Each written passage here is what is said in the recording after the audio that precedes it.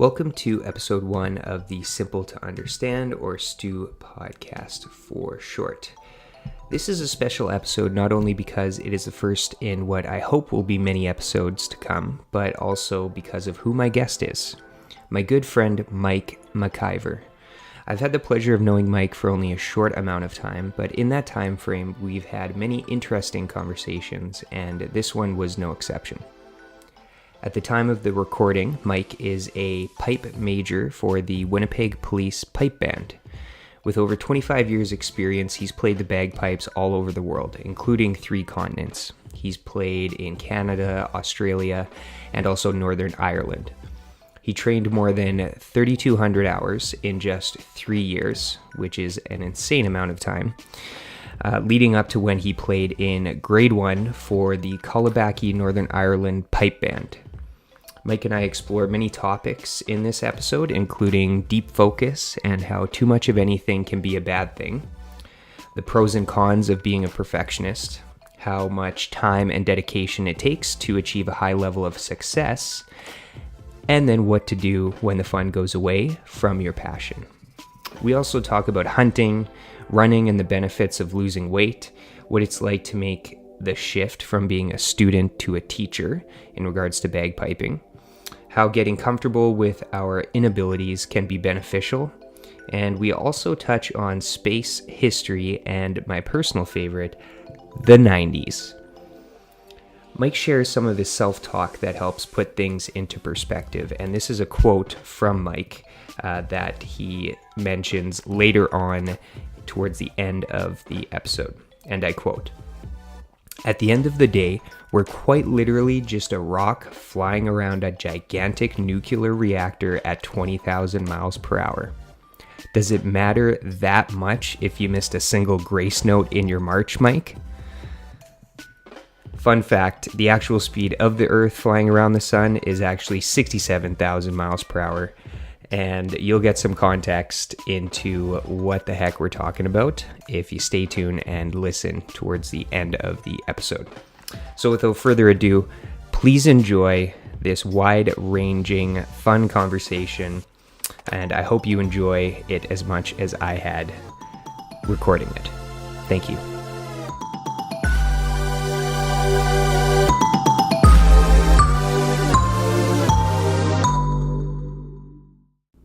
Mike, welcome to the show. Thanks for having me. All right, so I thought we'd start with let's wind the clocks back and start from the beginning. So you grew up in Kenora, Ontario, and you love hunting. And tell us how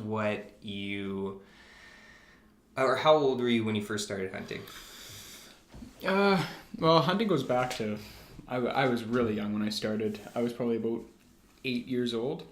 And I think I built a really strong connection with that activity because it's something that my grandfather and I bonded over. Okay. So he was from Atikokan. I was actually born in Atikokan as well. But Ontario. But I grew up in Kenora. Oh, no way. Yeah, okay. I only lived in Atikokan for like 8 months, right? But my extended family was there, grandma, grandpa, and that. But so we would go hunting, and it just started out with me literally out with a pellet gun while my grandpa was moose hunting. Like I wasn't, I wasn't bagging any game when I was 8 years old. but it was more that just that kind of connection you build with somebody, Mm-hmm. And so as I got older, I got, my body got bigger, so I could handle, guns that could actually hunt and, contribute to the hunting party. Yeah. And yeah, so I guess 8 years old is where I started. Yeah. And I took about a 5 or 6 year break in my early 20s, but been pretty much hunting ever since. Yeah. And so I know for me, I had a pellet gun, and then I had a BB gun, and I had like I think I was telling you, like a higher caliber BB gun where it was like a few feet per second, or however you measure the speed of a bullet. I think they're 495 feet per second. Is that when you need a license? At 500, you need a license. Yeah. Okay. Yeah. And then BB guns, some of them go up to like just shy of that. Yeah, you bet. Yeah. So I had one of those. That was like my most, I guess, recent one. But then I started with slingshot. First. That was like my first weapon was a Did you slingshot. have the wrist rocket, the one that wrapped? Yeah. Yeah, okay. Yeah. I had one of those, yeah. I had one first that it was like made of wood and like a rubber band type like made like out in the country, and then I used that and it was okay. And then I got one that was at Canadian Tire that had, you slip the wrist in and then it keeps from your like wrist like sliding back. You bet. And then you can whip, like you can fire those things accurately. I remember those. I probably had the exact same one. I think I got mine at Canadian Tire. It was just like red plastic with a black handle. Yes. Yeah. Awesome. Yeah. And so what was the first game that you killed? My first kill. Your first kill. Yeah. First notch on the belt. First notch on the belt. It would have been a partridge. A partridge? Yeah, partridge or spruce hen, whichever you. And you were with your grandpa? With my grandpa at the time, yeah. Yeah. Yeah, with a little 22 plinker gun, yeah. Yeah. And where were you? Were you in Kenora at the time? Always in Atikokan. Atikokan? Yeah. I was always in Atikokan with my grandpa, so. What's the population at Atikokan? Now it's about 1,200, maybe. Yeah. It was a little bit bigger when I was young. Yeah. It was an iron mine town. Okay. So it was a bit of more of a booming town. It wasn't a metropolis by any stretch, but it was about 4 or 5 times bigger. And then the mine shut down, and that was kind of like ghost town. So. Yeah. Yeah. Is that why your family moved? No, we moved. My dad. We moved just for my dad's work, more or less. He went to school down in Toronto. Okay. And so we left Atikokan and just went there. I guess he was working in the mine at the time. Yeah. My grandpa was actually a manager at the mine as well. No way. And then the mine shut down, and he just figured, well, I'm gonna go to school, so we all just booted off. So there was nothing else in Atikokan at the time except the mine. If you didn't a mine in town. If you didn't work there, it was just, what else do you do? You work in, there's the odd jobs like police, doctors, and your convenience store worker, what am I trying to say? Commercial goods. Yeah. But aside from that, there's no real serious career in Atikokan. Mm-hmm. So why Kenora? What was the draw in Kenora? Do you know? We landed in Kenora. We moved around a lot after Toronto. We went from Toronto, then we actually moved to Winnipeg for a little while. Then we moved from Winnipeg back to Thunder Bay, to Fort Francis, then to Kenora. It was all to do with my dad's work. Wow. So he's a funeral director, and when you're apprenticing as a funeral director, it's pretty painful. You're fighting for apprenticeships. You get in for 3 months somewhere, you get paid. It's like $19,000 a year.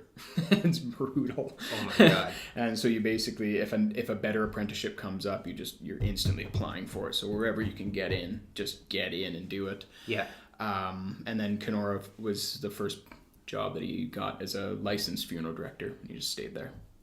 Wow. Yeah. No way. Yeah. So we were all over the place. So you did a lot of moving. Yeah. It was all pre. We moved to Kenora when I was like 6. Okay. So I was all pretty young. I don't even remember. Don't remember, yeah. No. Yeah. It wasn't a traumatic experience. You're just going on a road trip. Yeah, that's literally it. Yeah. Literally it. So. Yeah. Mm-hmm. Nice. So you did most of your hunting then post Atikokan in Kenora? Yep, did a lot of it in Kenora. Yeah. But majority of the time I would honestly go back, up until I was 20 years old, I would go back to Atikokan and hunt with my grandpa. Yeah. So that was pretty much the only hunting I really did. So they stayed out there, out in Atikokan, your grandparents? Yeah, they lived out there. They were already, by the time the mine shut down, my grandpa was just retiring he worked for Ministry of Natural Resources in Ontario. Okay. Believe it or not, this was his job, which is amazing. His job. And he's a huge outdoorsy guy, like huge outdoorsy guy. Loves being outside. If he can be outdoors all the time, that's where he'd be, right? his job was collecting. You know how kids. It became a big thing with our generation. I think a big thing with our generation anyway. How kids would go tree planting. Yeah. Right. You go plant pine trees in deforested areas. Yes. My grandpa was the guy, like one of the guys, who would collect the pine cones that they would use to plant the tree planting seeds in the little baskets for them to plant. So he would go out into the woods and with like massive like potato sack burlap bags, fill them with pine cones, and then come in and get paid per. I can't remember the pay, how he got paid. It was like per pound or per bag. I'm not sure how they did it. Yeah, might have been per unit or something like that. But that was his job, and then he retired with like full pension. Like, how amazing is that? How do you get this job? I don't know. It doesn't exist anymore. For that reason. It's like, wait, we're paying him how much after he retires? Yeah. Oh my God. For planting trees. Yeah. Not even for planting trees, for picking up collecting. Trees refuge. Like that is amazing. Or refuse, I should say. Yeah. Wow. Holy smokes. That's amazing. So he stayed, and are they still out there? Are they still? No, my grandpa passed away a few years back. Oh, my condolences. Oh, it's okay. And thank you. But my grandma died when I was young. I was only like 10. It was a really freak thing. She had a brain embolism that just embolism. Yeah, it was like I guess an aneurysm's when a blood vessel bursts, right? Uh-huh. And an embolism apparently is when it doesn't burst but just swells, I think. Oh. Or there's I'm not, I can't even remember. I'd have to look it up. Yeah. Which I'm not going to do now. But so she had an embolism. Wow. Yeah. So holy smokes. It's really crazy. So she went down to London to have surgery, and Ontario. Yep. She went down to London to have surgery, and it was like full on brain surgery. And unfortunately she passed away on the table. So wow. I'm not surprised she went to London though. Like when I lived in London, it was like crazy how much of a health hub that city is. Like the amount of research, and it's just for the population of the city and the amount of like hospitals they have, it's all the money's there for research development, and it's a huge health hub of like Canada.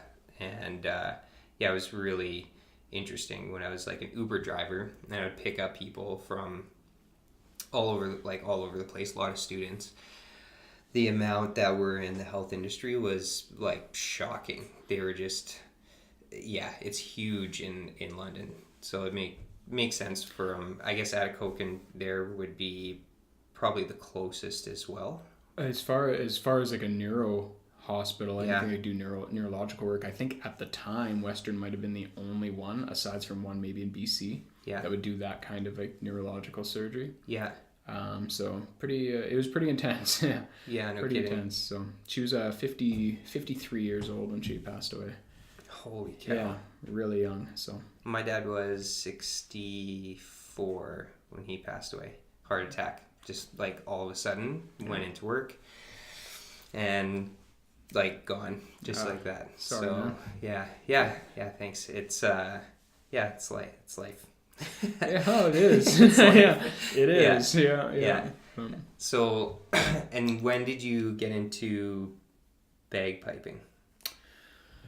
Bagpiping was around the same time, to be honest. When I was about 8 years old, I took up piping. It's one doesn't have anything to do with the other. I think at that age, I just started like, what can I do? Yeah. You know what I mean? What kind of activities can I do? Yeah. And it's funny with bagpiping, I don't really have a eureka moment of like, that's what I want to do.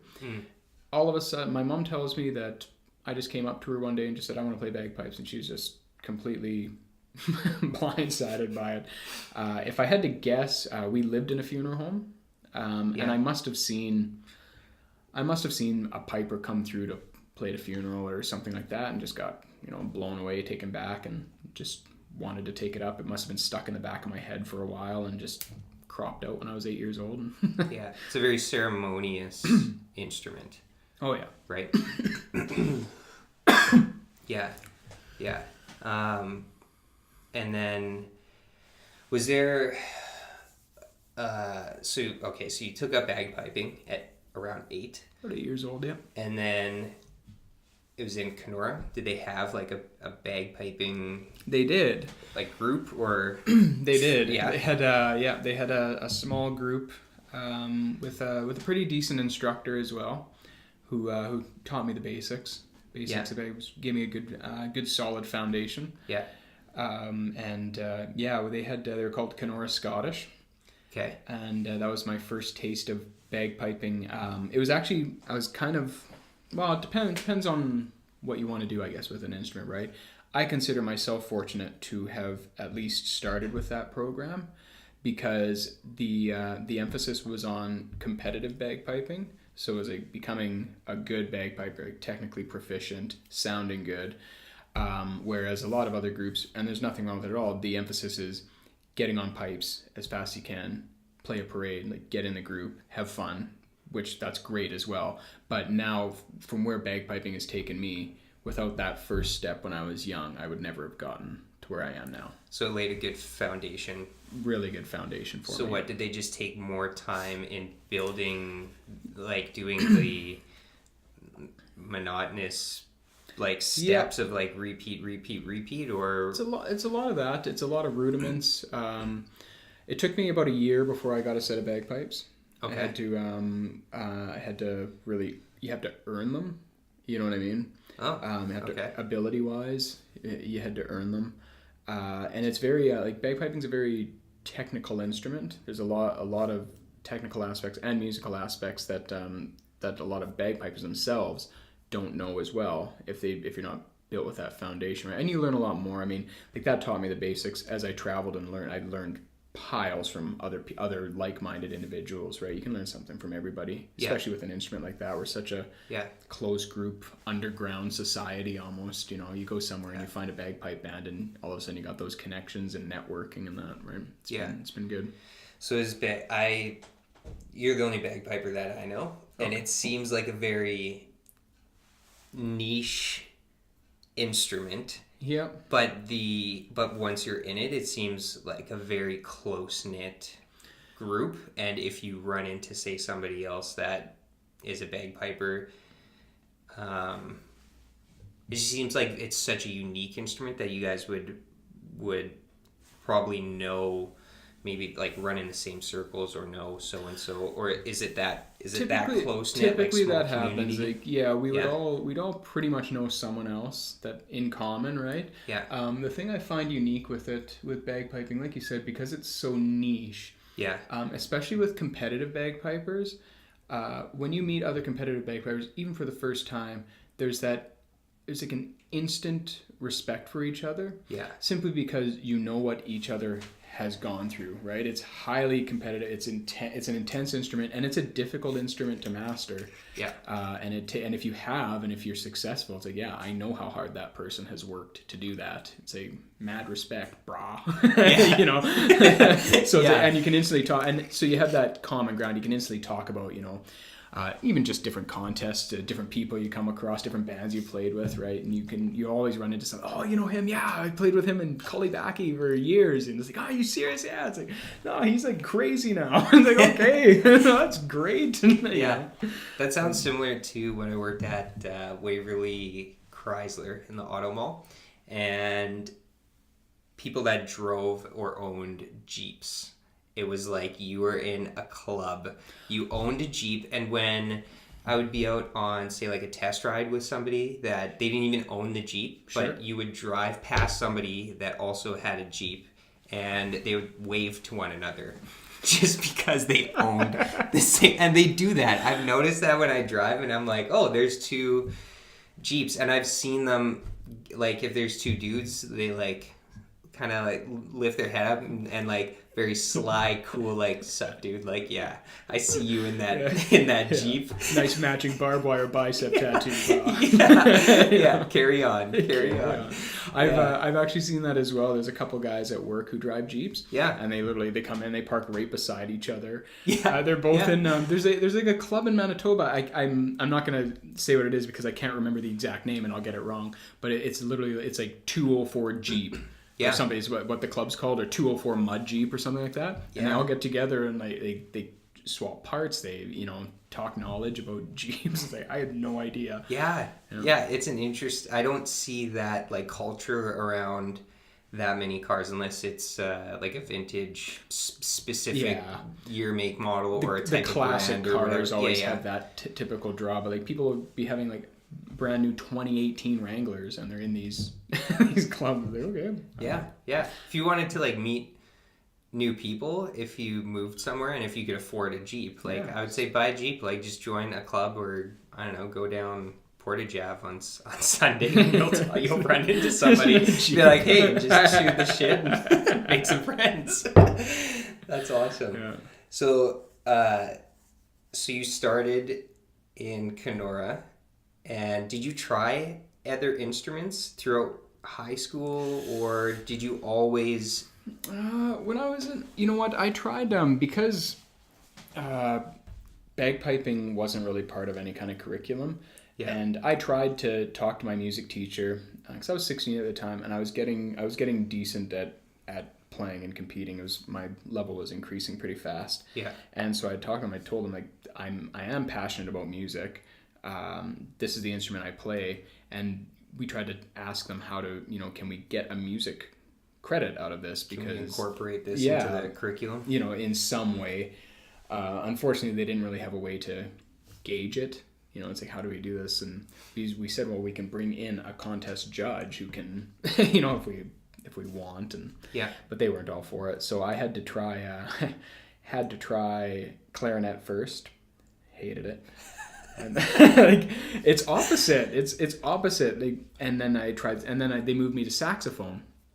And the problem with it is that with bagpipes, when you're playing, you're lifting your fingers to open up to expose the holes so that sound can come out, right?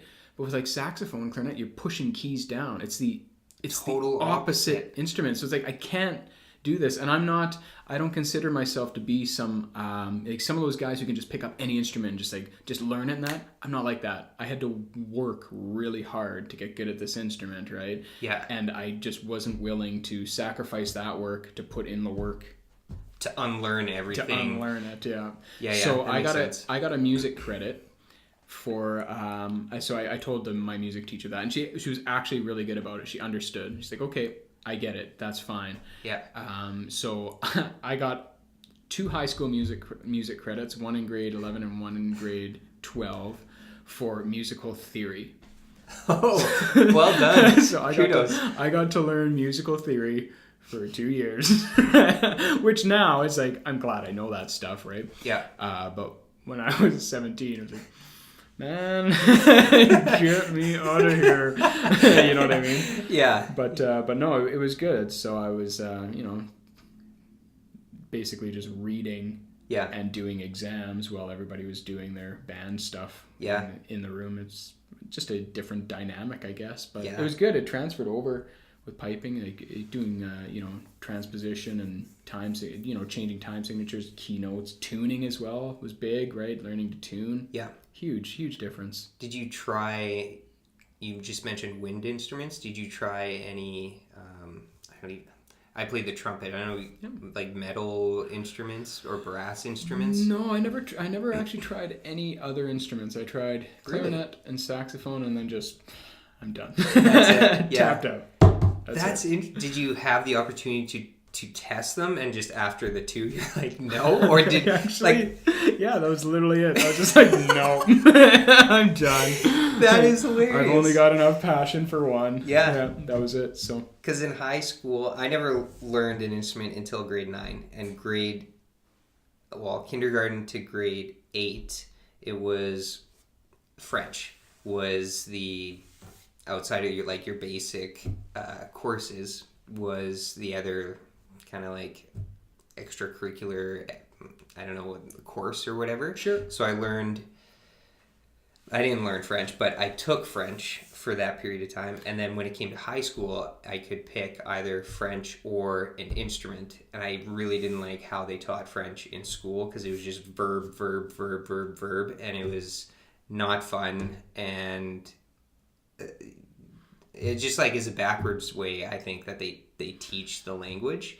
So the first day, actually not even, I guess it was orientation, we went into band and then we tested out a whole bunch of instruments. So they had wind instruments, so I went to the table where there was the clarinet, saxophone, oboe, the other like wind instruments.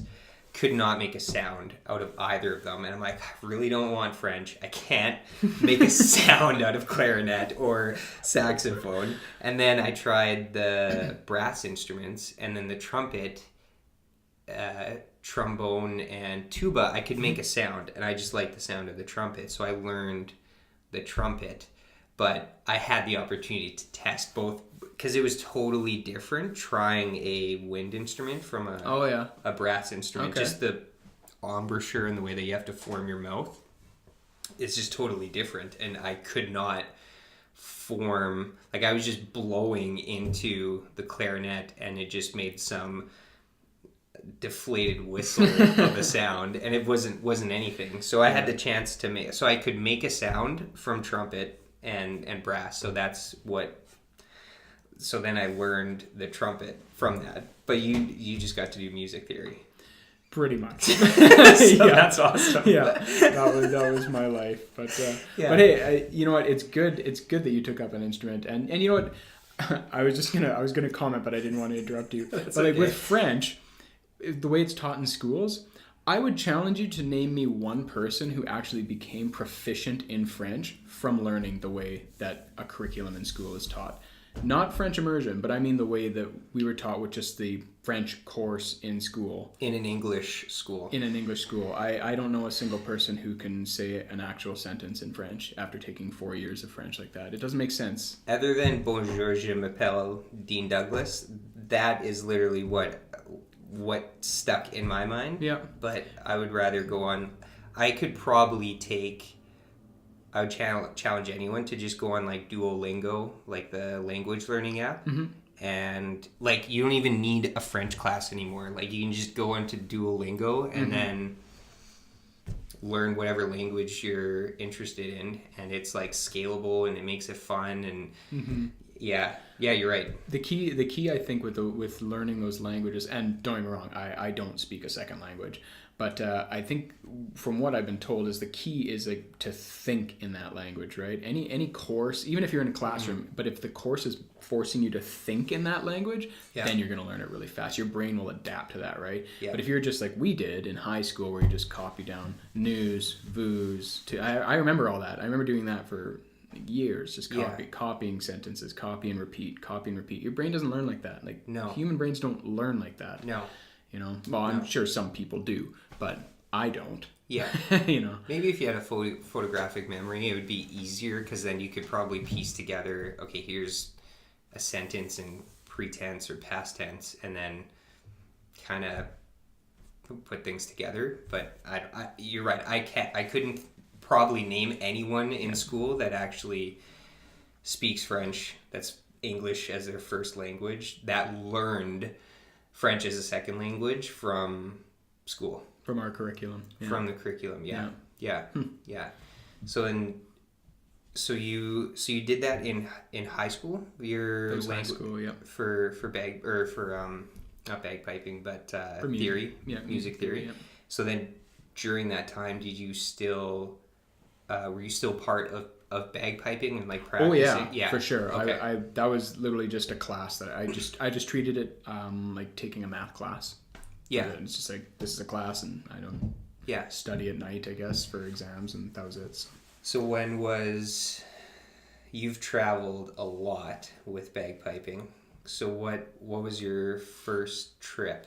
And just tell me like what was your first experience like traveling for bagpiping? Oh, my first First trip ever or first exciting trip? First trip. My first trip ever was Selkirk. Holla. Shout out to Selkirk. Yeah. Not that there's anything wrong with Selkirk. I work there. I love Selkirk. But no, you don't. To be fair, it's a small town, still is. Yeah. But they put on a Highland Games that was really well done. Really huge. It was a good atmosphere. Back then there was a lot more. This is about 26 years ago, 24, 25 years ago, around there. But back then they put on a really good games. They've been trying to revamp it now. It kind of died off in the early 2000s. But in the late 90s, like there were bands coming from all over Canada to the Selkirk Games. It was huge. You'd have like 20, 30 bands. Had a whole Highland like heavy games going on. There's like Highland Dance Championships. Like it was very, very immersed in the culture. So what was it? Highland Games? Yeah, it's called Highland Games. Yeah. So is that like a tournament or what's? It'd be basically a contest. Right? Okay. So in Bangkok we call them contests or competitions. Yeah. They're called Highland Games when there's actually I don't know 100% what the terminology is. My experience is that they're called Highland Games when there's other contests going on aside from just bagpiping. So like when you see guys like throwing cabers and that's a competition as well. Like that's a full-on competition. Same with Highland dancing. Yeah. They're competing as well. It's like a whole game. It's like a gathering. And throwing what? Sorry. So one of the the old school. If we want to go old school, one of the traditional like heavyweight Highland game events is the caber toss. That's when they're tossing that big. It's like a big log the size of a telephone pole, and they're trying to tip it to the goal. As I understand, is that when you tip it, you want to get it to flip over and land as close to 12 o'clock as you can. So it's flat, like parallel with the ground. Exactly. It should be pointing like dead straight in front of you at 12 o'clock. That's like a perfect caber toss, so far as I know. How do you spell caber? Or do you know how to spell it? I'm going to have to Google that after. Yeah. Tree toss. I'm sure there's a C in there, B somewhere. A-R-C-A-B-E-R.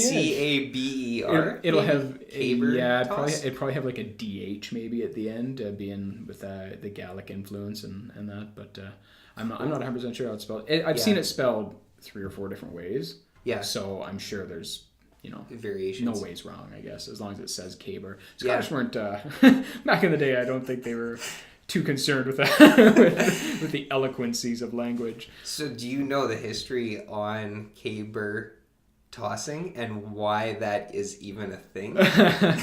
I know some history. I don't know where throwing a big pole came from.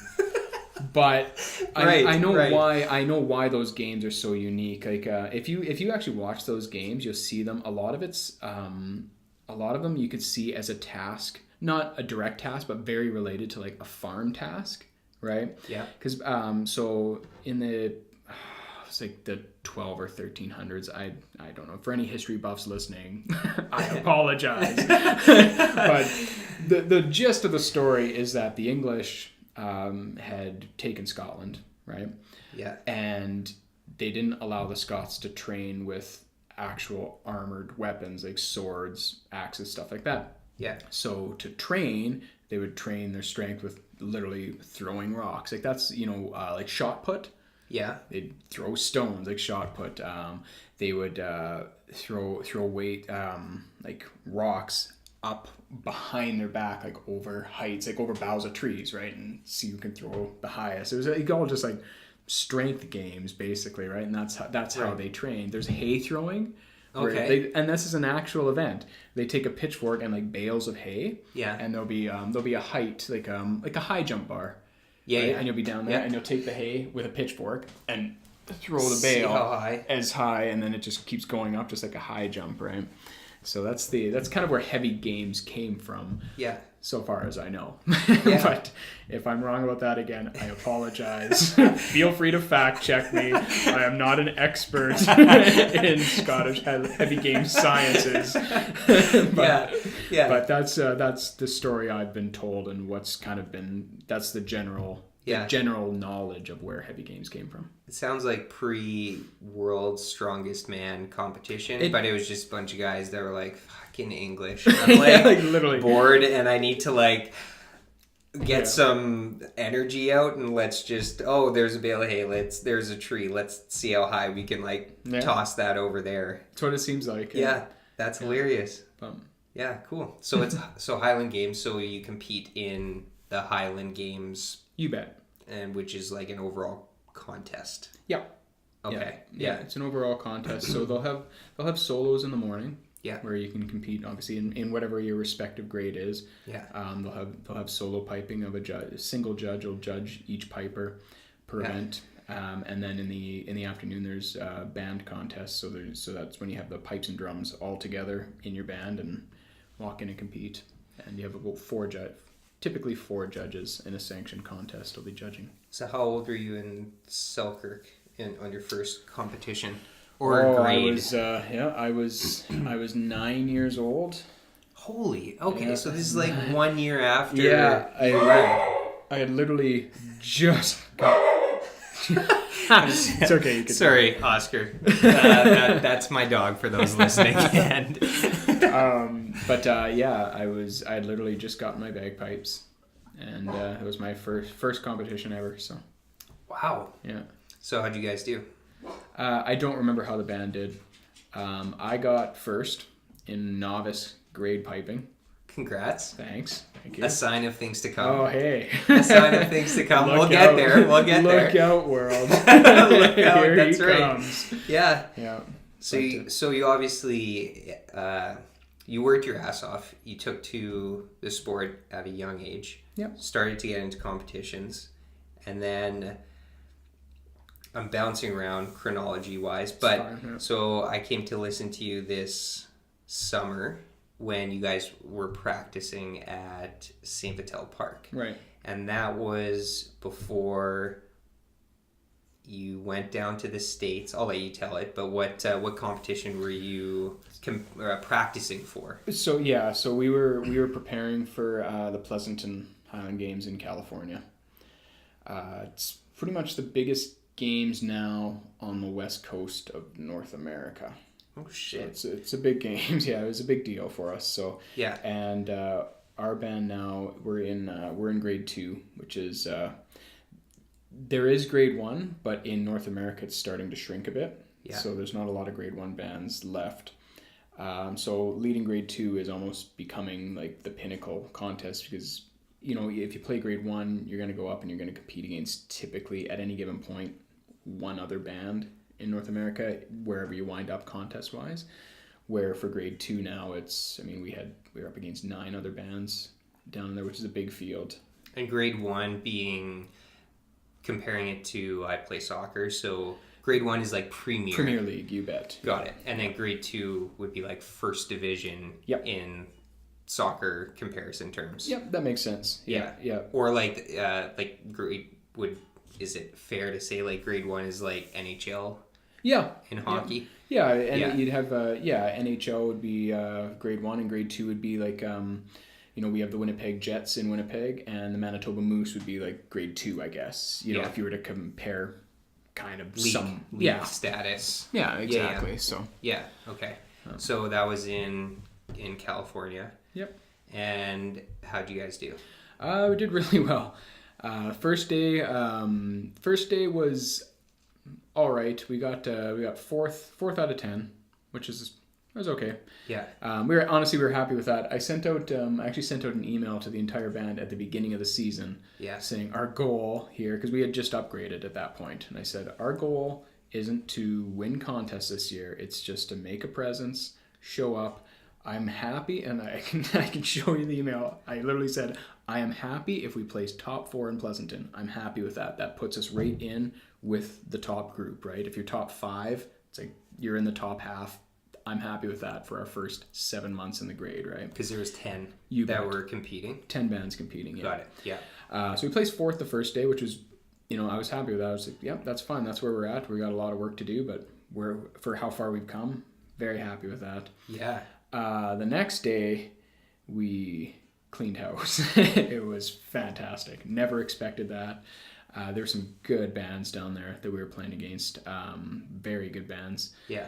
And we pulled off a win on the Sunday, and yes, it was huge. It was a big accolade for us. So congrats. Thanks. How many days was the contest? So it's 2 days. 2 days. Okay. So you play your first event, first day, second event, second day. There's only one event per day.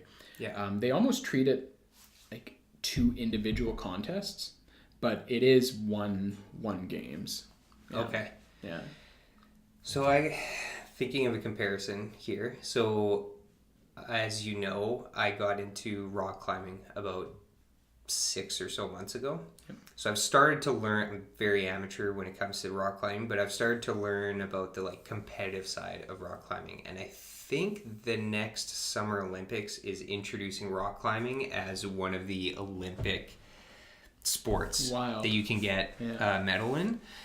And there's speed climbing, and then there's bouldering, and there's going to be various aspects of variations of different types of climbs that you can compete in.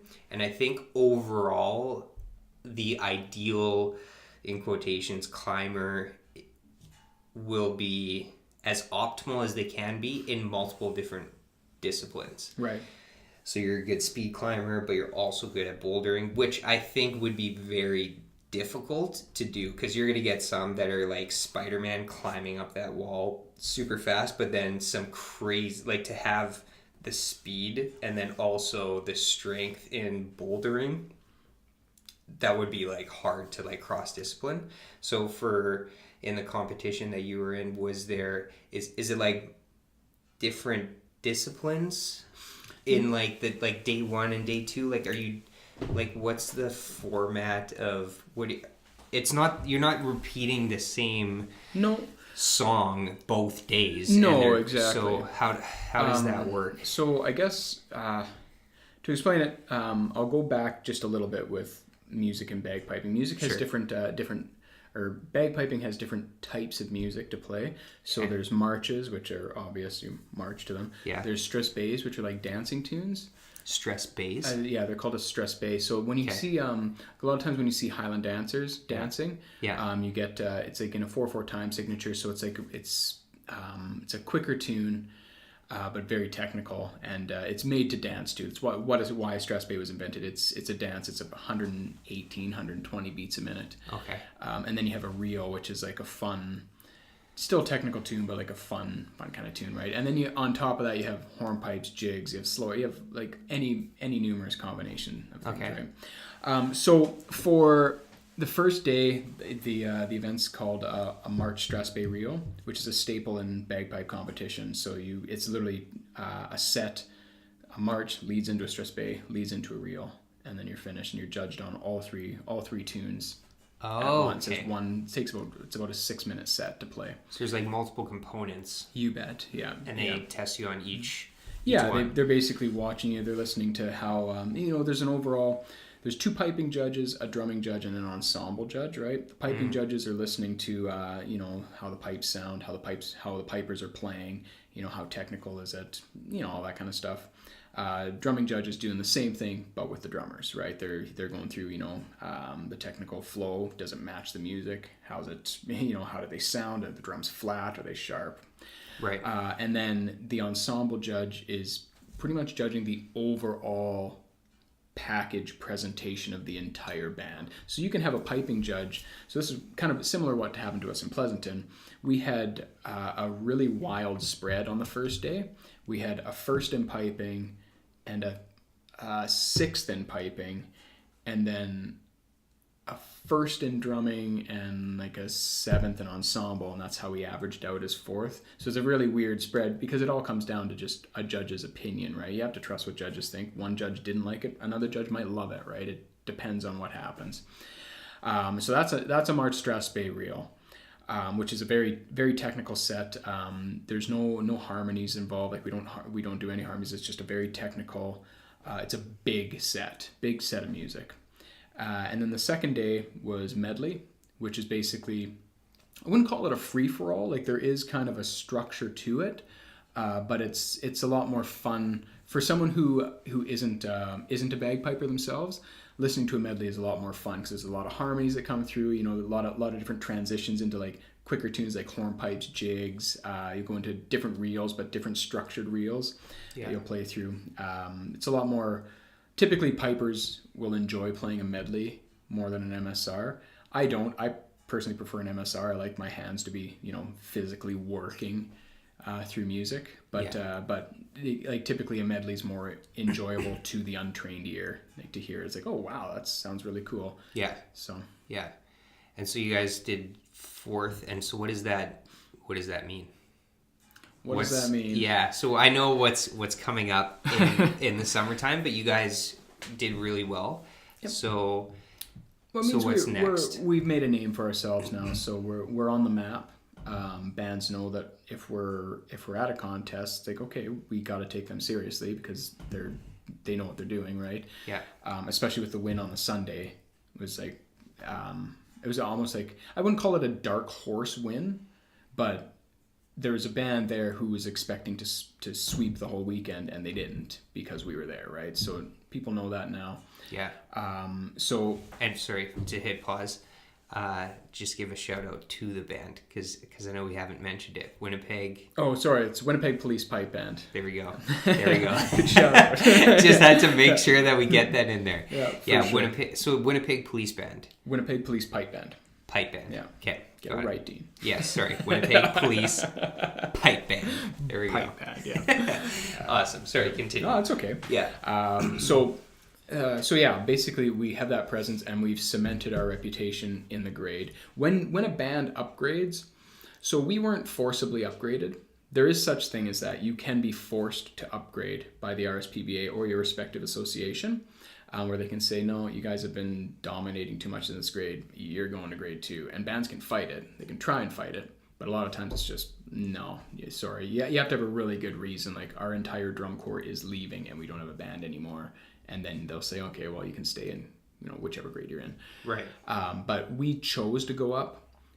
We had played in grade 3 for 5 years or so, 5 or 6 years. And we didn't win every single contest. I'm not saying that, but it was pretty evident. If you looked at it over a timeline, it was pretty obvious that we were the top band at most. Pretty much every game's averaged out, right? Yeah. So we figured, well, let's take a step up, and we stepped into grade 2. When you do that, it's a whole different ball game. The leap from grade 3 to grade 2 is a very big leap. Yeah. And bands who are already in grade 2, it's almost they're not like, I get along with pipe majors and other bands, like we all chat in that. Yeah. But there is that attitude of like, do you actually belong here? Like, do you belong in this league, right? Right. So you have get to the sizing up, and you kind of have to prove yourself, like prove that, like, we're here, and like take us seriously, right? Like we're coming, we're here, we're gonna get better too. Yeah. So that's really what it's done for us, is that it's cemented our reputation in the grade. People know that we belong here, and it's helped out our band as well, because for a lot of people to go up a grade, they might feel the same way as well. They might think, oh, I don't know if we're good enough for this, right? You don't find that out until you just go do it and find out, right? So yeah, give it your all out there. You bet. And how many people are in? So how many bagpipers are there? And then describe the other instruments that are part of your band, because I know when I went and listened to you in the summer, mm-hmm. So there was bagpipers, there was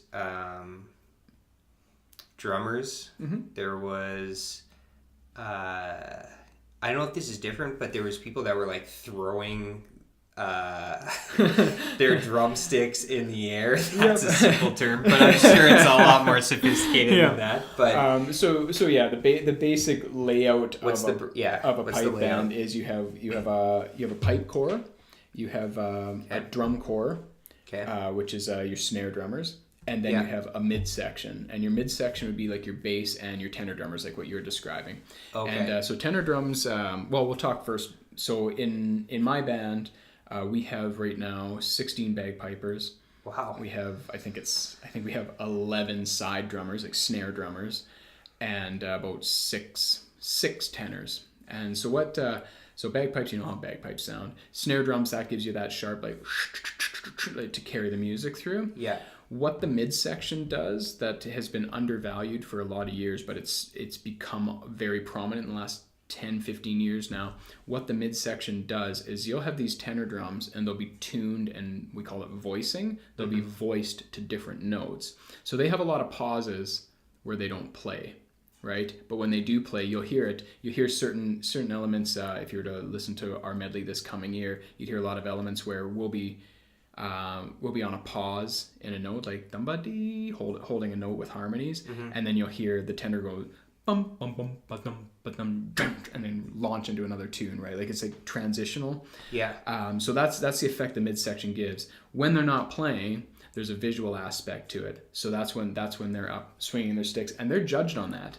Every part of that is judged. So it's like how fast their spins are. Are they together as they're coming up? Are they coming down together? Are they voiced right? Are they coming? Like it's like choreography. It's more technical than people realize. They're not just sitting there just like swinging sticks all over the place. It's very tight, and there's still. So I have my pipe music all done, all written, all given to the band. My lead drummer, he has all the snare music written out.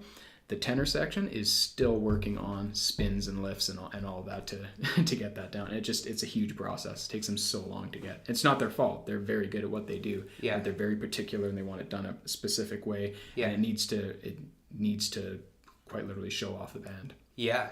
Yeah. Well, I can see it because it's nice to. I really enjoyed listening to it, or listening and watching to it. There was a dual like aspect to it, and it draws a crowd. Definitely draws a crowd. When we were at St. Vital Park, there was just like there's a lot of family and friends, sure, that gathered, but there was people that were just walking around or cycling or whatever, and they just grab. It's such a powerful sound when you guys are all in unison, and you guys were just practicing, and the drummers were off in one section, and they were practicing their routine first, and then the pipers, you guys were all tuning. We were tuning up, yeah. And then you guys all came together, and then you guys were all playing together, and everyone, it's a very like mesmerizing performance to watch. I can from see somebody that doesn't know what's going on. There's a lot of things to watch, because you can watch the bagpipers and be like, whoa, they sound like one instrument. And then I'm always amazed at how snare drums can sound like one drum when you get a really good band together and they're all playing, because you're literally hitting that drum at the exact millisecond as the other. Second, yeah, and like there's no room for error. Is there as much room for error in piping as there is with snare drums, or it's got to be very, very tight in piping as well. If you listen to like the top the premier bands, it's very like, I mean, there's always the thing with bagpiping and drumming, but the thing with bagpiping is like it's an instrument that is very hard to perfect. Even the best bands in the world, the bands who win the world championships in grade 1, you'll still listen to, like, even like as a piper, you still listen, you hear little tiny things, right? Little tiny things. They're always there. They're always there. Catch them. Yeah. No band is perfect, but that's what we're all trying to chase, right? Yeah. We're all chasing that like perfect sound and that perfect. And sometimes you get it. Yeah. I'm not saying like you play perfectly, but sometimes it's like there's some contests I played where it's just like, holy cow, this is what I've been after for, like, when I played in Europe. It's like when I joined the band in Northern Ireland, when I joined up with them, it was like this is what I've been waiting for, because I had only played grade 3 up until that point. Okay. And nothing wrong with grade 3, but there's less experienced players, and I was one of them. I was one of those less experienced players as well, right? Yeah. But it's you step up 2 full grades and you just hear like, wow, this is what it's supposed to sound like. This is amazing. I've never heard, like, I've heard it from the outside and I've heard it on recordings, but I've never been in the circle to hear that. Like, it's overpowering. Like, it's actually quite emotional to work that hard and get to that point, to be in those bands and just like see how passionate people are. Like, they're people that share the same passion as you, right? And it's really emotional. It's like I have friends that I played with over there who, like, they're still my best friends. I played with them for 3 years. That's it.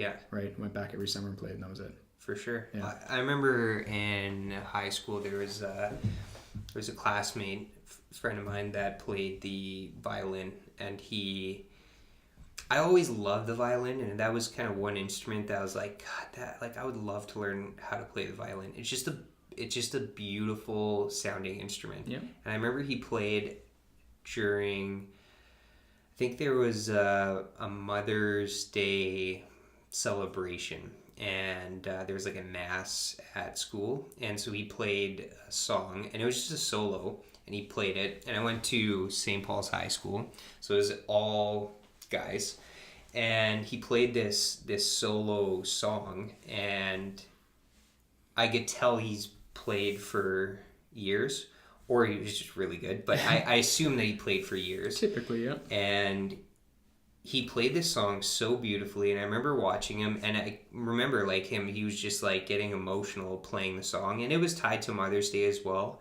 but it was beautiful to see just like the emotion that came out in that instrument, and he just put like his heart and soul into that song, and I could totally see that with bagpiping, because it's such a powerful, unique sound. Like the violin is just a unique sound. Bagpiping is a very unique sound.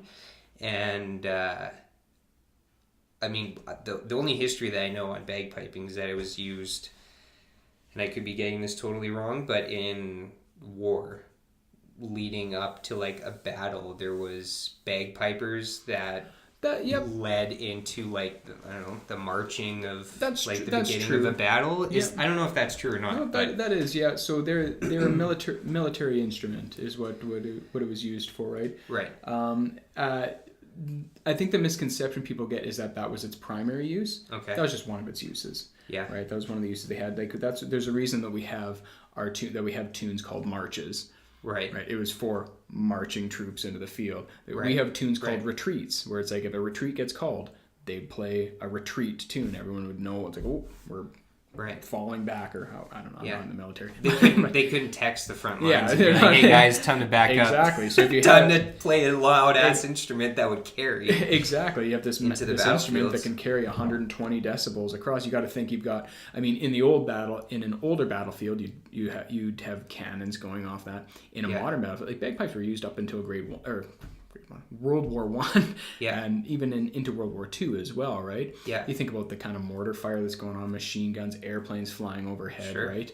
You're not going to hear someone yelling, but when you add a set of bagpipes in, launching 120 decibels across a field, majority of people are going to, even the people who don't hear it, someone else is going to hear it and tell them, like, let's go, let's get out of here. And, But, So you're right. It was used in war, but it wasn't its primary use. And I don't know what its primary use really was, because there's pictures of it in the 13th, 14th, 15th century of just at celebrations everywhere. I think it's used honestly the same way it's used today. Like there's music. Yeah, it's just music. There's military pipers still. They don't play on the battlefield, but there's there's military bands. Military pipers who are quite literally their full-time job is bagpiping in the military. Wow. Right? That's all they do. They play at different ceremonies. They do, and some of them compete. Like the Camerons in Winnipeg, they compete. They're a competitive band. I have a lot of really good friends in there. Yeah. But then there's the other aspect of just playing at a house and just having some fun and jamming on bagpipes, right? Yeah. Well, I would think of like an old picture of like a jester that used to play whatever instrument that the jester, like a little, not a guitar, but like lyre or whatever they're called. Yeah, the sitar. Whatever you want to call it. Yeah. But I think that was primarily what it was used for back in the day, and probably same as a bagpipe. Yeah, someone just fashioned it together and was like, "What? Listen to this! Like, check this out!" And then just made it an instrument. Well, it's actually interesting. Like the origin of the bagpipe is contested. There's people who believe they know the origin of it, but it's so contested because when do you call it a bagpipe, right? When do you call it the bagpipe we have now? There's been similar types of instruments that use a bag to blow air through reeds to make sound. They found evidence that in Mesopotamia and like ancient Greece, all that stuff, right? So it's that's the origin of bagpipes. It's like, well, is that? Because that's nothing like the bagpipes we have today. It may have evolved from that, but I don't know if that's the origin of bagpipes. So like really to me, it's like the origin of bagpipes is like the Scottish were just the guys who were dumb enough to take it on and just make it theirs, right? It's almost like this instrument just like got passed west across Europe and it was like, oh God, I don't want that. No. They wound up in Scotland. They're like, yes, mates, yes, this is what we've been looking for. They were just on way too many Guinnesses and we're like, yes, that sounds beautiful. Yeah. 6 beers in. Yeah, exactly. That's amazing. But so you played in Scotland or in Ireland? So the band I was with was called Cullybackey, from the town of Cullybackey in County Antrim, Northern Ireland, and they were a Grade 1 band. Wow. And so we played at the World Championships. We played all the majors in Europe. They have a whole, similar to Premier League, they have a whole system of I don't know if you want to call it a tournament style league, but it's a whole association, the RSPBA. And they run it, and so it's based on points. You play. When I was playing, there was 6 majors and plus the Worlds. Now there's only 5 majors plus the Worlds. They scrapped one, but yeah, it's 17 contests in 5 months. Holy! Pretty much it's their lives. It's very unique, and that's what was so unique about it. I was there just to bagpipe. That's why I went. It's like I'm gonna go and play, and I'm gonna see how far I can take this thing. Good for you. And that's literally what they do. Yeah. You show up. And I mean, they practice through the year. I showed up around April. Yeah. First contest was mid-May, right? I showed up in April, and it's it was very cutthroat. So you had to audition? I didn't necessarily have to audition, but you're auditioning in a way. They had already heard me play. Okay. I sent them recording. I literally made a recording through YouTube, and just this is an MSR. I just sent them some music, just because I didn't want to. At the time, I didn't want to just arrive there and just have them say like, yeah, no, you're terrible. Get out of here. You know what I mean? X Factor. Yeah. X Factor. You're cut. I didn't want anything like that. And I was coming from Australia, and I was playing with a Grade 1 band down there as well. Okay. But the Australian level at the time, the Australian level of piping was a little bit lower. So playing Grade 1 down there was like playing more like Grade 2 anywhere else. Okay. If that makes sense. Yeah. So I'd come from there. And so I sent him a couple of recordings, and the pipe major was like, yeah, you know what, come on over. And he said, I can't make any guarantees you'll play, but just come in and you'll stand by me for a while. I'll just see if we can work with you and if you can work with us, and then we'll make a decision. I'm like, okay. Yeah. And so it was a really good learning experience. I showed up there, hopped in right beside the pipe major. And that's the leader of leader of the entire band. Bagpiping. Oh, entire band. Okay. The entire band, yeah. So he came and talked to me after. He said, "Yeah, are you here for the whole summer?" I'm like, "Yeah." He goes, "Okay, that's great. You're in." I'm like, "Oh, that's." And it was. I was really happy. Like I was showing up with confidence, but you still never know. Right, you never know until you do it. For sure, and you might think you're better than you are. You might show up and just be like, "Oh yeah, cock of the walk," and then walk in there and just have them say like, "Nowhere near, get out," go back to Canada or wherever the hell you came from. Right, you don't know what's gonna happen. For sure. And to have them say that, and they put me in the front rank of the band, which is I wouldn't say it's quite like in a symphony where you have first chair or anything like that, but if you're in the front rank of a band, like you're the players typically that the pipe major has the most confidence in. You're out of his line of sight. He knows, if people can't see him, they can watch one of us in the front. So he has confidence in you, right? A lot of confidence. He has confidence in all his players, but the front rank is kind of like, at the time, you're the other leaders. Yeah. Just... Or I could back up and use a different word. Yeah. Yeah, I wouldn't say leaders, just confidence. Yeah, it's like very confident in your abilities and what you're doing, and so it was a very good experience. It was no kidding. Yeah, I still think about it now and then. It seems weird, but I still get a little bit emotional about it when I think about it, because at that point I had worked so hard, Dean, for I'm not kidding. People will think that I'm lying and that I'm making this up. I'm not. My passion at the time was bagpiping, and I had played my bagpipes and practiced my bagpipes. No word of a lie. 3 hours a day for 7 days a week for 3 years straight. Holy shit. Yeah, probably took a couple, like maybe Christmas Day I would take off and maybe New Year's Day or whatever, you know. But that was literally my passion. I was constantly critiquing myself and getting better, and this is what I wanted. And then I went over there and was like, oh my God, I did it. Like, I did it. You know what I mean? So when did you land in Ireland? When was that practice that the guy was like, you deserve to be here? What year was that? That would have been 2010. So 3 years, so 2007 to 2010, you were practicing? About that, yeah. And then you and I went to Australia, or were in Australia for a period of time. So you were in Australia for how long? I was in Australia from about it would have been 2009. Yeah, 2010? April 2009 till March 2010. Yeah, and then I went straight over to Northern Ireland. And then we're gonna bounce around a little. So what made you go to Australia? Australia was what made me go to Australia? I guess I wanted to. One, I wanted to travel, and two, it's like, well, I'm a pretty good bagpiper. I wonder if I can use this and travel. I was even thinking just go to Australia and make money busking or whatever. I had no idea at the time, right? Yeah. And so I was looking online. Just pipe bands, just like anything else, I'm sure, has its own forums, like web forums that you can go on and chat with people and just say, hey, what's the pipe band scene like in Australia?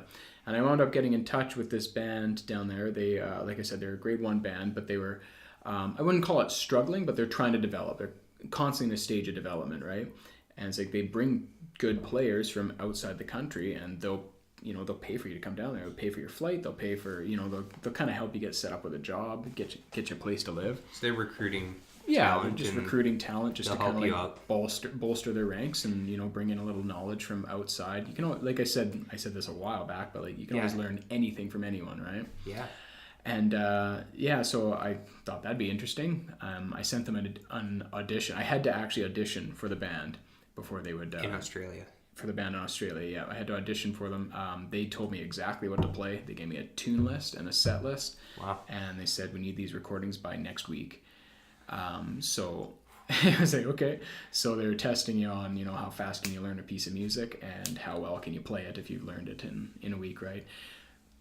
To be honest with you, most people who would get that by the time you're playing at the level I was playing, you'd know most of the tunes. There's a couple I had to learn, but like even the tunes I didn't know offhand, I had heard before. It's like, okay, I know how these tunes go, For sure. So I did the recordings, put them up on YouTube. They had like their own private channel that they gave you the password for, so you could upload your own videos. Yeah. Just emailed them off, and then the next day he said, book your flight, let us know when it is, and we'll reimburse you, and we'll go through. They had me sign a contract and go through the whole spiel. It was pretty cool. It was a neat experience. Not all pipe bands do that. In fact, I'd say very few do that. So I don't want people to think it's like getting signed to a team, or anything like that. But because they're forking out, a lot of cash for you to go. They want you to sign a contract and hold you to it. So they gave me my dates when I could come. When I was coming, once I booked my flight, and then when I could leave, couldn't leave before that without reimbursing. I'd have to pay the band back everything if I left before that. And you're signing a contract, so you're just contractually obliged to play. Yeah, it's the first mercenary pipe band gig I ever did. But that's why you wanted to go there. As well, and you could double up. Seeing what Australia was like. I got lots of spare time. It's not like my job down there was bagpiping. My job was to compete with them. And attend they have one practice a week. Yeah. That's it. Aside from that, the rest of the time was mine. Yeah. I had to get a job, so I worked Monday to Friday down there. Yeah. But the rest of the time was mine. I could do whatever I wanted. It was great. It's fantastic, man. Yeah. So you You and I are almost the same age. You're 32? 33, yeah. 33, and I just turned 30. So in 2010, you were there? 2009. 2009? Yeah. So you were... I'm not good at mental math. It's 24. 24. 24. No, was I 24? Yeah, I would have been 24 turning... Yeah, I would have turned 25 in 2010, yeah. 24. So I went when I was 18, and I was there for a year as well. You stayed for a year? Yeah, Is that how long you stayed? Yeah. So I stayed for a year as well. And I know we talked about this before, but tell us a story of how you got your job in Australia. Yeah, so the way I got my job was I had talked to a lot of guys down there. So there's one guy that actually arrived before me, really good friend of mine now. His name's Callum, really nice guy. And he had struggled for about 6 weeks to get a job, which made me really nervous. So I was going a bit crazy. And I literally grabbed every newspaper that Australia had to offer in the East Coast and was looking through classifieds, finding it, like calling everybody, pounding. I'd never experienced this before, but I only had enough money to really live in Australia for about a month. That's all I had going down there, right? Yeah. Like they'll support you, but they won't support you. They'll just support you in getting yourself taken care of, right? They're not there. The band isn't there to take care of me for the entire year. For sure. And pretty much the rule of thumb that they used was, once you're out of money, that's it. You have to go back, I guess, Yeah. So I was in full panic mode, right? Especially when Callum had said that. It's taken me a month and a half. I still don't have a job. I was like, oh my God. And what city did you fly? What city were you looking in? I was right in Sydney. Okay, you're in Sydney. Okay. Yeah, right in Sydney, and looking at all the outskirts of... Well, you know how Sydney works. It's like you have Sydney, and then you have piles of towns all outside it. They're all like 50, 60,000 people plus, right? Like everywhere, right? So there's piles of places to look. Yeah. And so I quite literally just pounded pavement for 5 days or so. And this one I walked past, it was called Sydney Tools. I just looked, and they had actually, just by fluke, there was a sign there just saying hiring. Like, oh, okay. Quite literally walked in there with a resume, sat down with the guy who was hiring, and so we went through the typical spiel, right? I was hard. He was a good guy. He was funny, and I could tell that it was working out really well. And he had just said, you're the first guy who walked in here today, so if you want the job, I like you. You can show up Monday. I'm like, oh, okay. And I said, well, thanks. I'm like, so Monday, what time? He goes, 8 a.m. Yeah, show up. I'm like, okay, perfect. So just by complete fluke, being the first person to walk in the door, I landed a job that paid pretty well and took care of me in Sydney. It was really good. I got to stay in Sydney, didn't have to move anywhere. It was fantastic. And you also did you run a forklift? Yeah. As well? And you at Sydney Tools, I ran a forklift there, yeah. And so you had to get training. You bet. To do that, and then did they help you pay? Or help pay, or did you have to fork out the training for that? They do that. They actually do it all for you. It's just like similar to here. So if you get a job in Canada or in Manitoba, anyway, I'm not familiar with other provinces, but pretty sure all across Canada it's the same. If you get a job where you're required to run that kind of machinery, the company pays for you to get trained in it. So yeah, that's awesome. That would have been good, because what was minimum wage at the time? Because I know in Australia, when I went, I was like, dear Lord, this is minimum wage. It's was insane. Yeah. So minimum wage at the time that you went was I don't probably around 20, floating around 20 probably an hour. About that, yeah. It was around. I remember thinking the same thing, that because I'd see all these jobs in the paper, they're like $18, $19 an hour. I'm like, oh man, I've got it made. But then you look at how expensive it is to live there. It's like, wow, that is nothing, right? Yeah, I know Melbourne and Australia were, and probably still are, top 10 most expensive cities to live in the world. Both of those cities are on that list. They're very, very comparable in terms of just how much it costs to live and survive. Oh yeah, Melbourne and Sydney are like absolutely crazy. Yeah. I know, just to put it in perspective, I was in an apartment with Callum, his fiance, who's now his wife, and another fellow named another fellow named Glaren. 4 of us were in a flat apartment that was a piece of crap. Not even kidding. Overrun with German cockroaches. Like, overrun with them. Could not keep them out of anything. It was just disgusting. 20th floor. We weren't even in Sydney. We were outside of Sydney. We were in Northmead, and that was $5,500 a month. Oh my God. Not even kidding. $5,500 a month. Each of us had to fork out $11.20 a month to live there. Jesus, holy. Or sorry, no, $16.20 a month to live there. Yeah. Oh so my God. $20 an hour was like, okay, that is nothing. I cannot live on $20 an hour.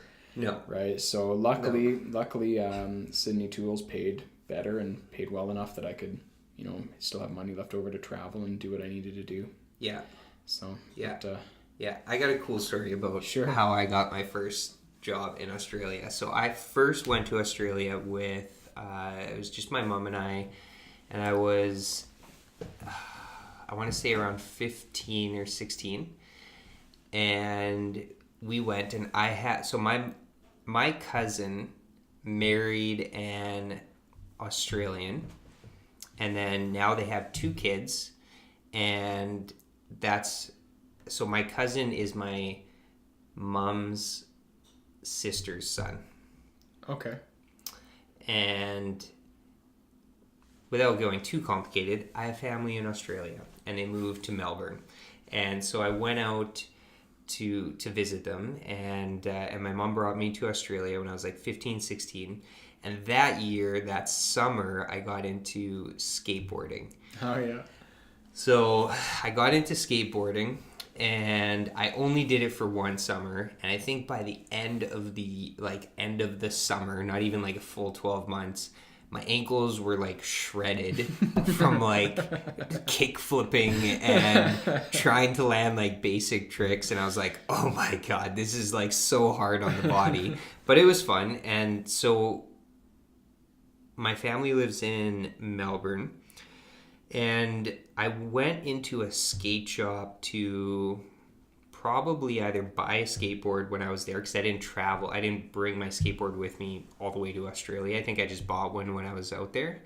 And I went into this skate shop, and I just started talking to one of the girls that worked at the skate shop, and her name was Shaylee, and she was super nice. And we exchanged at that time it was like email, and I don't even know if it was phone number, because I don't even think I had a cell because I was traveling. So I got her email, and we just kept in touch. And so fast forward 3 or I guess like 4 years later, I'm now 18, 19, and I wanted to go back to Australia for the second time. And I went to high school, graduated from high school, went straight into University 1 at University of Manitoba, did 1 year or a year and a half at U1, took a variety of courses, didn't know what I wanted to do, thought it was interesting, and I was like, I'd rather go on a beach somewhere. Yeah. It was like January or February. I was in class, and I was like, fuck this. I want to go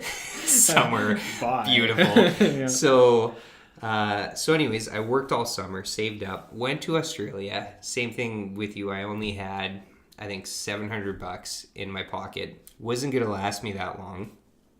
Was able to stay with my family, with my aunt and uncle in Australia. And then I reached out to this girl, Shaylee, and I was like, hey, I'm coming to Australia. I went with a friend of mine. And so I'm like, my friend and I are coming to Australia, looking for work. Do you know anyone that's hiring? And so she actually wasn't even in Melbourne anymore. She had moved to Surfers Paradise.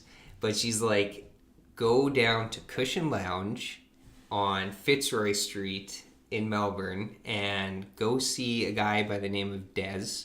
Tell him you know me, and then that's it. That's all I got. So I was like, okay, sounds good. So my friend Paul and I wrote up some resumes, and then like took the bus, tram, train down to Fitzroy Street, and then went into Cushion Lounge, asked for a guy named Des. He was working as a bartender. So anyways, went up, talked to him.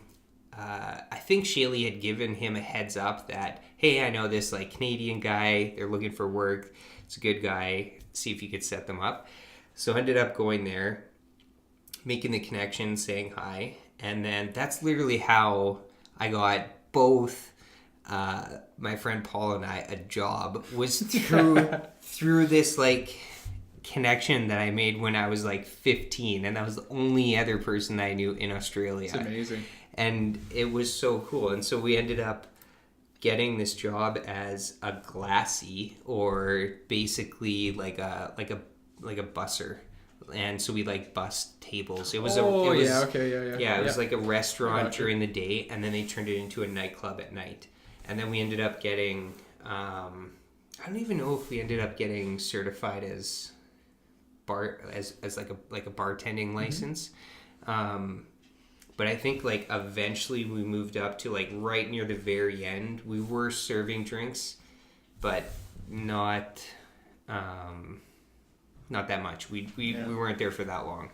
But that was how we got that job. And then the club owners really liked us because my friend and I just worked our tails off, and we're like good workers, and so they owned several clubs around Melbourne, and so they're like, oh, like, do you want to pick up a shift at our downtown club or bar? And then we worked at, I think they had 2 or 3 bars, and we worked at like 3 of them. Really? Yeah, and That's it was awesome, it was a lot of fun, like working. I don't know if there's anything that I've learned through life is just like networking and just like making connections. And like if you are friendly to people, especially like when you travel and you like share your story, and like they're gonna know somebody that knows somebody that owns a business that is looking for this, and like you put yourself out there, and then doors open. Absolutely. Yeah. Majority of jobs I've ever had, anything like that, I could pretty much directly correlate to somebody I've known either through bagpiping, right, or just through school. Anything, like, it's always just someone you know, right? Yeah. And it's totally true. Like typically, you walk into a place and you got to think you might have an advantage of say I have this degree and I'm fully qualified, right? But if the guy interviewing you's friend's son is also coming in, he already knows he's hiring that kid, right? Nepotism outweighs everything every single time, right? You have to have those connections because everyone else does. It's like people, and here's the thing, it's like people lying on their resume. Tell me you haven't lied on your resume. Or stretched the truth, right? Like seriously, everybody does. You have to. It's become this vicious cycle because you know that everyone else is doing it, so that you have to do it. I'm not saying say that you're an MIT prof, but no, it's good to exaggerate the truth that you can at least build on, and if there's something that you can say, yes, I did this, and then make it sound fluffy and maybe nicer than what it is on paper, then absolutely. I mopped floors, or was I a sanitary engineer? Exactly. That kind of stuff. Hired.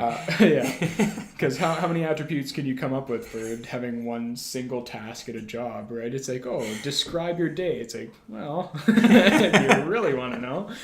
But I have one really funny story I want to tell you about when I first landed in Australia, and then we can move on from Australia, I feel like. Yeah. But so I landed. I had flown direct from LAX straight to Sydney. That's no a good stop flight. Off in New Zealand. Yeah. It's a good about flight. 20 hours, 21 hours maybe, something like that. Sure. I think. Yeah. And it actually wound up being longer because Sydney has this rule where planes can't actually land in the city between, it's like 1 a.m. and 5 a.m. or 6 a.m. or something like that. What? Yeah, they have this full-on Sydney? byline. Sydney, Australia. You cannot land an airliner between, it's like certain hours. They did at the time. So I had just taken a 20-hour flight over the Pacific Ocean. The entire Pacific Ocean. Yep, which literally. Is bigger than you think. Yeah. It's a lot huge. of water. Yeah. And then we had to circle Sydney for 3 hours before we could land. So it actually turned into like a 24-hour flight. Oh my goodness. Landed, went through customs, everything was all good. Got my luggage. Yeah. Well, actually, so I grabbed my luggage. Side story. little side Slow story. down. This was my very first introduction to Sydney. Okay. Okay. And they're such jerks. I'll explain why they're jerks. Did you fly into Sydney or did you fly into Melbourne? I've done both. You've done both? Okay. I've done both. Most of the time it's through Sydney first. Okay, that's what I kind of figured. Yeah. But so you know when you come down after customs, you come down these stairs to like the baggage area where you'd get your bags, like baggage carousels, and there's this massive, like beautiful banner that says like "Welcome to Sydney." It's all like it's got that like Sydney handwriting. Do you know what I mean by that Sydney handwriting? How it's like all it's like this specific script they've designed for themselves. Yeah, it's sexy. Yeah, it's got like the beach, and then it's got like the opera house and all this stuff, and I'm like, what a cool way to start off my trip. Welcome. Oh, yeah, thank it's you. like, well, yeah, okay. I'm gonna take a picture of this banner, and that's gonna start like my photo album of Sydney. Yeah. I took out my camera, no word of a lie, snapped a picture. Within a minute, someone had grabbed me and pulled me off to the side, and they're literally like, no word of a lie. The security person there is like, literally, show me what you just did. Show me your camera. I'm like, what do you mean? He's like, show me the picture. Show me what you just did. I'm like, holy cow! I showed him like, I just took a picture. She's like, delete it right now. I'm like, okay. She's talking in an Australian accent, so I'm kind of laughing. Because it's like, it's pretty hard for an Australian to sound intimidating. He's like, all right, mate, delete it, mate, delete it. It's like, yeah, okay. Yeah. You know. Yeah. So they made me delete the picture. Then, so I'm like, oh, okay. What? Did they say why? It's a security issue. You're not allowed to take any kind of pictures inside the airport. It's like, why do you have a massive mural there? Everyone who travels here is going to want to take a picture of that. Anyway. Yeah, okay. Second incident. Yeah. This is my first day. This is my first hour in Australia. Yeah. I go and grab my bag. Right? My bag, it comes by. I'm like, oh, okay, there it is. Grab my bag, and I feel this little, like, nudge on the side of my leg. And I look down. It's a little dog. I'm like, oh, hey, doggy. Drug sniffer. Security again. He grabs me. I'm like, oh God, I'm supposed to be back. He's like, do not touch this drug sniffing dog. I'm like, okay. Like, what is happening? I thought you people were friendly. Check the bagpipes. Oh, Check the bagpipes. Bad. So they sit me down. They have me open my bags. They look through and they're like, okay. Doesn't even say have a nice day. It's just like, get out of here, basically, is what I got. I'm like, okay. Yeah. So I'm in Sydney, and I'm supposed to meet with the pipe major of the band that I'm going to play with at noon, right? I'm in Sydney, but it's like 9:30. So I'm like, okay, well, I'm going to walk down what was called George Street? St. George? I'm not too familiar with Sydney. Okay, I might be wrong on this. I'm pretty sure it's George Street. It's like the big street, the main drag of Sydney, right? Yeah. It leads all the way down right to the harbor. Yeah. And anyway, so I'm walking down the street. Nearly got killed by a bus, but that's whatever. It's normal. You gotta look the wrong way. Look the other way, definitely man. look the wrong way. So I go into this. So I'm like, okay, well, I'm gonna grab some breakfast. I go into this nice little diner and sit down and order my breakfast. I have breakfast, and then I'm like, you know what? I'm in Sydney. I'm gonna order a beer too. So I ordered a beer. You know, had a drink, and finally, meal finished up. Great meal, fantastic service. And the server comes up and she says, okay, you know, do you want anything else? I'm like, no, I'll just take the bill or check. She's like, okay. She hands it to me, and it's $34. I'm like, oh, okay. And I wasn't sure if people tip down there, but I'm like, okay, well, I'm going to tip, all right? I'm going to tip. So I pull out two 20s, right? Put two 20s down, and, you know, but she's questioning me on it. She's like, are you sure? I'm like, oh, absolutely. Yeah, no, that's totally fine. It was fantastic. Service was great. And she's like, but are you sure? I'm like, absolutely. Yeah, take it. I had to force her to take the money. So I'm like, okay, maybe they don't tip down here. Which they don't. But continue. Yeah, they don't.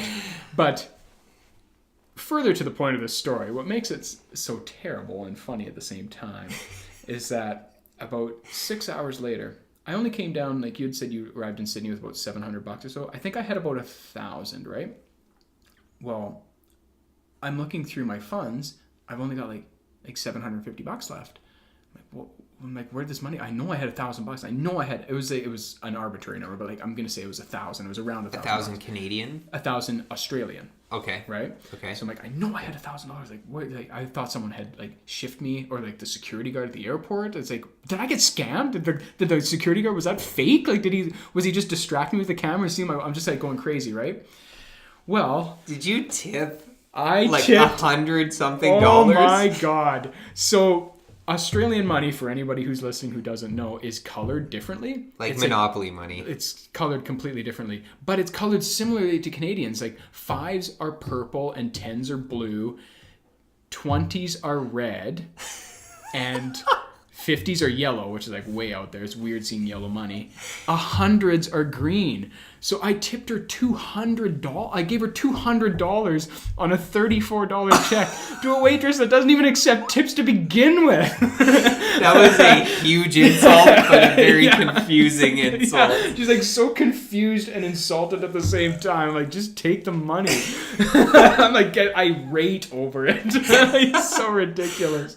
Oh my God. That's how I lost 20% of my funds in the first 3 hours I was in Sydney. On your first meal. First meal, yeah, it was an expensive one. What'd you order? Oh, I think I had like a fish bagel kind of breakfast. Not like a bagel, but like a fish toast breakfast. It was really good. Yeah. Really, really good. Well, that's good. Yeah. That's good. Yeah. I would like to say it was worth it, but no. Yeah. Questionable in hindsight. Questionable. Yeah. Yeah. That was my first morning in Australia. It was quite harrowing. Yeah. Yeah. They had the plastic money way before Canada. Yeah. Way before. And I remember thinking, man, that's so cool. Why do you have, or why doesn't Canada have it? But then I thought, you know what? There's a lot of surfers in Australia. That's the motivation. They put their money in their like board shorts or boardies because they shorten everything, and then they go surfing. And it's not even shorter. Like, sorry, it's not even short. Boardies is still 2 syllables. Boardies doesn't shorten board shorts. Anyway, sorry, continue. Yes, but they probably just surf a ton and then have cash on them and. Totally fine. If you have plastic money, it's not going to shrivel and rip or anything. And it doesn't rip. That stuff was like indestructible. Like you couldn't tear it. Yeah. I actually loved it. I was really excited when Canada introduced plastic money. I'm like, thank you. Like, let's get going here. Like, there's other countries that have been doing this for like plenty of years before you guys. Exactly. So that's good. So you were in Australia for a full year. Yep. Had a good experience there. Yeah, after that first day, everything was great. Really. The first day was like, I hate Australia. I'm like booking flights home. I'm looking them up. Like, I guess that's too expensive now that I only have $800 left instead of $1,000. I can't even leave this goddamn country. Or like, I gotta get a job ASAP. Yeah. I need a job so I can leave this shithole. But no, the second and third day, it was all coming up Mike from there. So it was good. Yeah, it was very good. Yeah. And then, so you then went to Ireland. You bet. Yeah, I went to Northern Ireland from there. Like directly I came back to Canada about like for a week. It was just more a logistical thing. It was cheaper for me to actually go back to Canada first than to go all the way to Europe. So I just came back. I'm like, you know what? I'll go visit my mom and all that, and then I'll take off. So catch up after a year of being away. Off, see my friends and that. Yeah. But pretty much straight to Northern Ireland from there. Yeah. So. And you were there for how long? 6 months? I was there for about 6 months. Yeah. And then I went back the year after as well. Yeah. So I get what you were saying earlier about how you see once you're in that circle and then you hear how it's supposed to be played, and you were like, whoa, like there's like a noticeable difference of going from grade 3 to grade 1 or grade 2 to grade 1 even. I'm sure there's a noticeable difference because similar to, I keep referencing soccer, but like you watch MLS, and I'm not knocking MLS because I think it's made leaps and bounds in the last X amount of years, especially with Toronto FC winning MLS last year.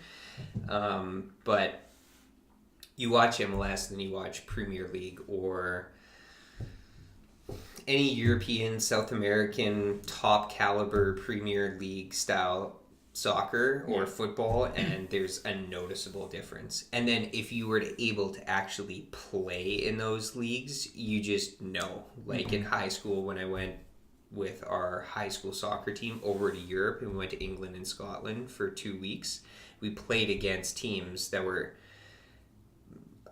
noticeably younger than us. Like we were from, I don't know, maybe 15 was the youngest age, but probably 16, 17, 18 was like the majority of our soccer team. Yep. Because it was grade 10 to grade 12. Yeah, okay, yeah. And we played against like 15 and under teams. And I remember playing against the Bristol City, I think it was 15 or 16 and under, and they sweeped us. In 1 hour game or whatever, we played 245 minutes, so a regular hour and a half match. Sure, yeah. I think the score was 11-0. It was 10 or 11-0. Like they just totally clean sweeped us. But we also did, after the clean sweep, we then did a training session with them. And in that 1 hour training session with them, I learned more about soccer strategy-wise than I did my entire upbringing of soccer in Canada. And I played at a competitive level my entire life. But that 1 hour, they broke down how to use space and how to utilize space when you don't have the ball, and how to spread the field, and how to use lines, and like that two-touch soccer. I mean, the English has like a different style of soccer, just like the South Americans and Italian league and Spanish league and everything. But the British soccer is very like 1-2 touch and very like fast-paced. And what we learned in like that 1 hour was just like so refreshing and enlightening. And it was just like, this is how it should be played. Just like I'm sure what you experienced when you were in Ireland, you're like, this is how it's supposed to be played, right? Same type of thing. So you did that for 6 months. Yeah, about 6 months, maybe a little shy of that, but roughly that, yeah. And then moved back to Canada. I came back to Canada, and then I went back again the next year as well. Yeah, and then that was my tenure with Cullybackey. That was it.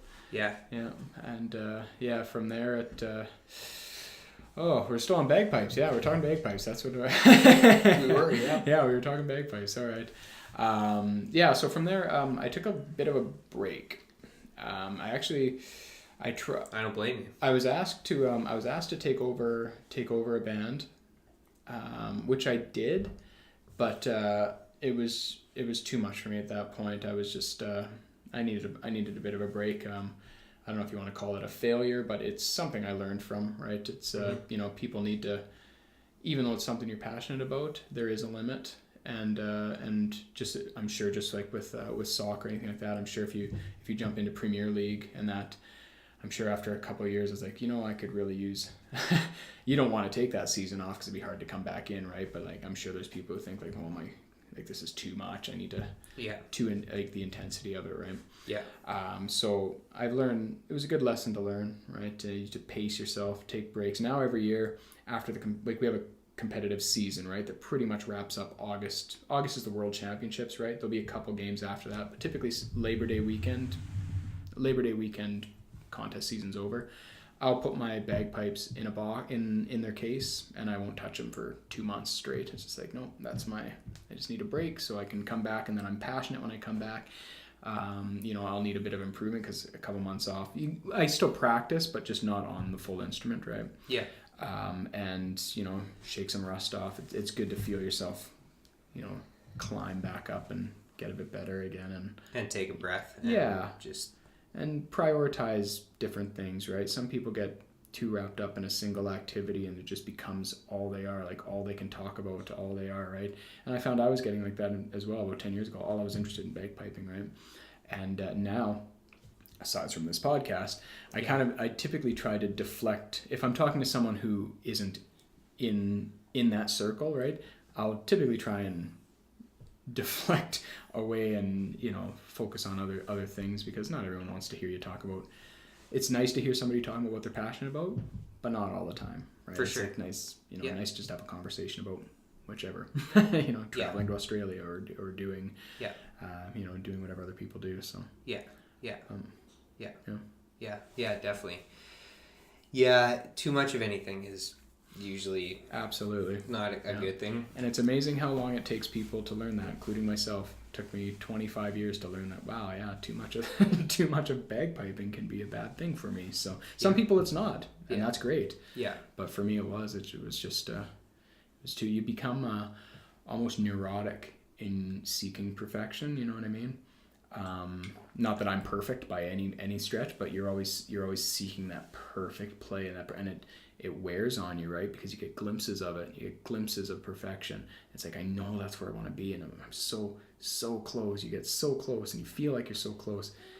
It got to the point where I was practicing. I came back, and I was still practicing, like still doing my 2-3 hours a day, but they weren't enjoyable hours. There'd be little things where I won't get into the technical aspects of bagpiping, but I'd play a solid Marsh Strasberry reel, play the whole thing. Great. In a contest, probably would have won. In solos, would have done great. But I'd miss a single little grace note, which is like imperceptible to anybody else. But to me, I hear it. That's all I'd focus on. All I would focus on the whole way through that entire set, right? Yeah. It started driving me insane. So I just stepped back. I'm like, man, I'm going crazy. This is driving me crazy. Yeah. And now it was all for the better. Now I've got my passion back, right? It came back. Took a while, but it took about a year. But it came back, and I got back into it and picked it right back up, and it's like riding a bike. When you practice that much, I know I played, competitive basically my whole life, and then I took a break, and then I've dabbled and played in rec soccer and co-ed soccer with like the last few years. I've had more fun in that than I had in the majority of the years that I played competitive, because I was so sick of all the bullshit with politics and who was playing, and I'm like, what the fuck is going on here? Do we really want to win? Why is that person playing? Or whatever the scenario is. And it was so mentally exhausting and draining when it's like a passion of yours, and it was really frustrating. But taking a break, and then I'm sure if I got back into it, it would be it'd be like hitting the reset button. You take a break for a period of time, and it's nice to it's just good to do that. Absolutely. My my experience with it is very, very similar, right? And what I've noticed is that when you're caught in that kind of cycle of intensity, you don't realize how exhausted you are until you actually step back, and then you're like, wow, I can't believe I just did that. Wow, this is what it should, like, this is what I'm supposed to feel like. And being, not that I enjoyed my time playing the band and all that, but it is nice to kind of step out of it and just be able to breathe again, and not be so obsessed with your own ability, I guess, is what it came down to. Right? It became an unhealthy obsession, just picking yourself apart. The thing is, I found that I put that pressure on myself. They didn't put that on me. They trusted me. They're like, we know you're a good player. You're great. We know you practice. Just do what you do, and we're gonna do fine. Yeah. They wouldn't put that pressure on me. There is pressure. There's always pressure, but they would never be like, Mike, you gotta fix this. You gotta fix that. That was me who did that to myself, just assuming that I needed to be perfect. It's a really, really dangerous way to be. It's very unhealthy. It's a delicate dance of being... It's a good phrase for it. Yeah, being aware enough to know that, okay, there's some flaws here and I can improve X, Y, Z. Mm-hmm. But not over obsessing to the point where it's detrimental to growth. Absolutely. So did you have any, what was your outlet, or something that you could steer your attention towards that pulled you out of that like black hole of like go and like what pulled you out of that, and what did you focus on? Well, and that was exactly the thing. So at the time when I was caught in that like vicious cycle of self-hatred is really what it was turning into as far as my bagpiping ability went. That was supposed to be my outlet, right? Like that, and that's the problem. I turned what was my passion and what I loved about life into something I hated, and it's like I started resenting bagpiping because I couldn't perfect it, which made me just want to play more and just like almost prove myself wrong. It was really weird. Yeah. So once I stepped back from that, I actually found it was a good year off. I was afraid to step back because there's always that terror of like, I'll never be the same player that I was. I'm gonna lose it. And it's like, and it's always gonna be hard going back. It comes back if you put the work in. It comes back, right? It does. But yeah, that year off was fantastic. I actually, what I started taking up was running. I ran a lot. I'd always kind of worked out, but I could really I found I could put a lot more focus into it. Simply because I had more time. I wasn't spending 3 hours on my bagpipes every day, right? I lost 25 pounds. Like I went from 190 to 165 pounds in a matter of a year. Like I lost a lot of weight, and I think it was probably the healthiest I was when I didn't have that mental stress. I swear it was all mental stress and anxiety that I just put on myself for no reason. Yeah. No reason whatsoever. Yeah. But yeah, it was a good year off. And then when I came back, I'm still passionate. I'm still competitive. I run a competitive band now. I run a grade 2 band. Yeah. But my mindset's very different, and I can find like I'm willing to admit to other people. It's like, yeah, my hands aren't what they used to be. They're not. But you know, yours are good. I'm not that I'm not. You know what I mean? But yeah. Like yours are still in their prime. Like, you know, work on this. This is stuff you can do. I know you can. And I'll literally say to my players, like, don't obsess. Little tiny gains. That's all we need. Little tiny gains from everybody all adds up into one big picture, right? Yeah. And I can recognize the people who are very, very on edge, and it's like, now I can see that because I can see myself in that, and I can empathize with it, and I can go over and just like, hey, you know, you're playing great. You sound awesome. Like, play your march for me. Yeah. Right. And I've had kids that I teach. I teach a youth band.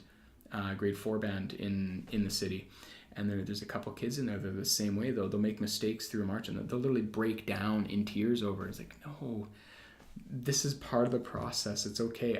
But at the same time, I know exactly where you're coming from because you've been there. I was that kid. Yeah. Okay. It will make you a good player. Yeah. But there's other ways to do it too. You know, there still has to be that enjoyment factor. For sure. I think it would be so good if you can. Okay, well, let me just ask you this question. If you were to sit across from the table from your... when did you seriously get into bagpiping? I know after a year you were already competing. Mm-hmm. So would you say 9, or when were you like, yeah, I'm into it? When I got... I was kind of into it, but when I got passionately serious about it, I was probably about 13 or 14. Then it was like, okay, I'm doing this. Like, I want to play. I want to compete in open solos, like which the top grade solos. I want to play in a grade 1 band. I want to, like, that's when I became like this. I had set goals for it. Up till then, it was like, oh, my friends are all here and I'm going to compete. And I practiced, but I didn't like practice. I was 10. Like, who, yeah, you know. Yeah. But I would say probably around the age of 14. Okay, so if you were to sit across from your 14-year-old self, what advice would you give your 14-year-old self? Your 14-year-old self. The honest advice, if I was sitting right in front of my 14-year-old self, don't be so hard on yourself. In any way, but like even just talking bagpiping, like, don't be so hard on yourself. Just don't ruin it for yourself. You know what I mean? Don't let it ruin you, and don't ruin it for yourself. Remember why you got into this, because you enjoy it. And at the bottom line is, it's a social activity, right? You're meeting people. I mean, I get together with a group of 35 people every Thursday and practice, and it's great. And it's a dynamic group of all different people, all different walks of life. Yeah, that's what it's about. And I'm sure it's the same with soccer as well, right? It's, I mean, yeah, you're competitive and you're into it, but really it's about your team. It's about, it's about the people that you're with. That's why you're there. It's because you enjoy it. Very rare 100%. That you continue doing it, unless, like I said, you get caught in this cycle. But you shouldn't be doing something you hate regularly. Yeah. If you have a choice about it. Some people don't. Yeah. So I'm going to play devil's advocate here, because I've never actually gone through this exercise, but I picture myself as your 14-year-old self. So you just told me to have fun with it, not take it too seriously, but I haven't gotten to where you're at yet, and I'm not going to get there if I don't take this serious. So what do you mean? Because I'm sure your 14-year-old self would be like, what do you mean? Like, I love this and I want to give it my all. Okay, so let's go back to, I'm talking to my 14-year-old self, right? Okay. Then you say that to me. Yeah. And I'm going to give the exact instance. I would literally tell him, like, look, there's going to come a time where bagpiping is going to become more detrimental to you than positive, right? There's going to come a time where you are going to hate picking up that instrument, but feel like you have to, because if you skip a single day, you're going to feel like you got worse. Don't do that to yourself. Avoid that. Recognize when that happens. Take a step back. Just step back for a day, 2 days, 3 days. That's where it starts. Take a day off. And then you go back the next day and you realize, oh, nothing's changed, right? Take a week off. You'll come back and say, oh, I still sound the same. I didn't lose anything. I didn't lose it. That was my problem. Yeah. I was so afraid that if I took a single day off, I would lose some part of my ability. It was I don't know there must be a psychological term for it, but I had it, whatever it was. Mm-hmm. I had a very big issue with it. Mm-hmm. And that's the conversation I'd like to have with my former self, is like, don't fall into that trap. If it's okay to take a day off, because honestly, had I practiced 3 hours a day for, like I said, for years, right? 3 hours a day, every day, religiously, or had I practiced for, an hour and a half, 2 hours a day, but every second day, probably would have got to the exact same place, and I probably would have been happier doing it. I would have been more, more laid back with being critiqued from people. And I probably would have had, in the end, a little bit more confidence. Not that I'm not confident. Would have had a little bit more confidence in certain competitions where I felt really nervy, because you're okay with inability, right? It's like, okay, I'm just going up there and I'm going to do my thing. I know I'm good. I know I'm not perfect. Let's just go. Yeah. Right? This is a beautiful analogy that I just heard. So I listened to the Tim Ferriss podcast, and one of his most recent ones was he got James Cameron, the director of Avatar, on with, I think it was his daughter, and I think he asks a variation of that question of like, what would you tell your knock a decade off your current age, that self? And James Cameron told the story about how he was writing the script for Avatar, and he couldn't, I might butcher this, but that's okay. He couldn't figure out some sort of this portion of the plot. He just couldn't figure it out, and he was really stuck on how to move from one section to the next. And he was stuck in this spot, and he was looking. I guess he was in his office, and there was a fly on the window. And if you ever watch a fly on the window, it just keeps flying back into the window, and it flies up and it flies down and it flies to the side and to the other side, and there's no way for the fly to escape. But if the fly were to turn around and then fly to where maybe the door is open, or maybe a portion of another window that's connected to the main big window that it's flying at, that it's open, it would just fly out and it would be outside. It would be on the other side of the window, but it just keeps flying into the same part of the window. And he watched this fly do this over and over and over again. And he thought, how many times when I'm stuck on something or fixated on something, am I like that fly? When all I need to do is take a step back and go in another direction, whether that be literally I need to like leave my office or the space that I'm like currently stuck in, go do something else, and then come back and like readdress whatever it is that I'm currently working on. So same thing. If you were to tell your younger self, if you get so fixated on this thing, just know it's okay to like, and if you have like picked up another interest or passion outside of bagpiping, you could then say, hey, maybe like take up fill in the blank, XYZ, go do this, and then just come back and play bagpipes when you've like centered yourself or whatever, and it'll all work out. It's like you need to recognize when you're that fly that just keeps like going forward, when you just need to like take a moment, turn the other direction, and then you can come back and carry on. I thought that was such a beautiful analogy. Yeah, it's perfect. It captured it exactly. Yeah. What I like to think about now when I start feeling that way, like that, like something really matters, but in a negative way to me, like, is this mad? I need to get this done. Like, I actually have a picture on my wall. Have you heard of the pale blue dot?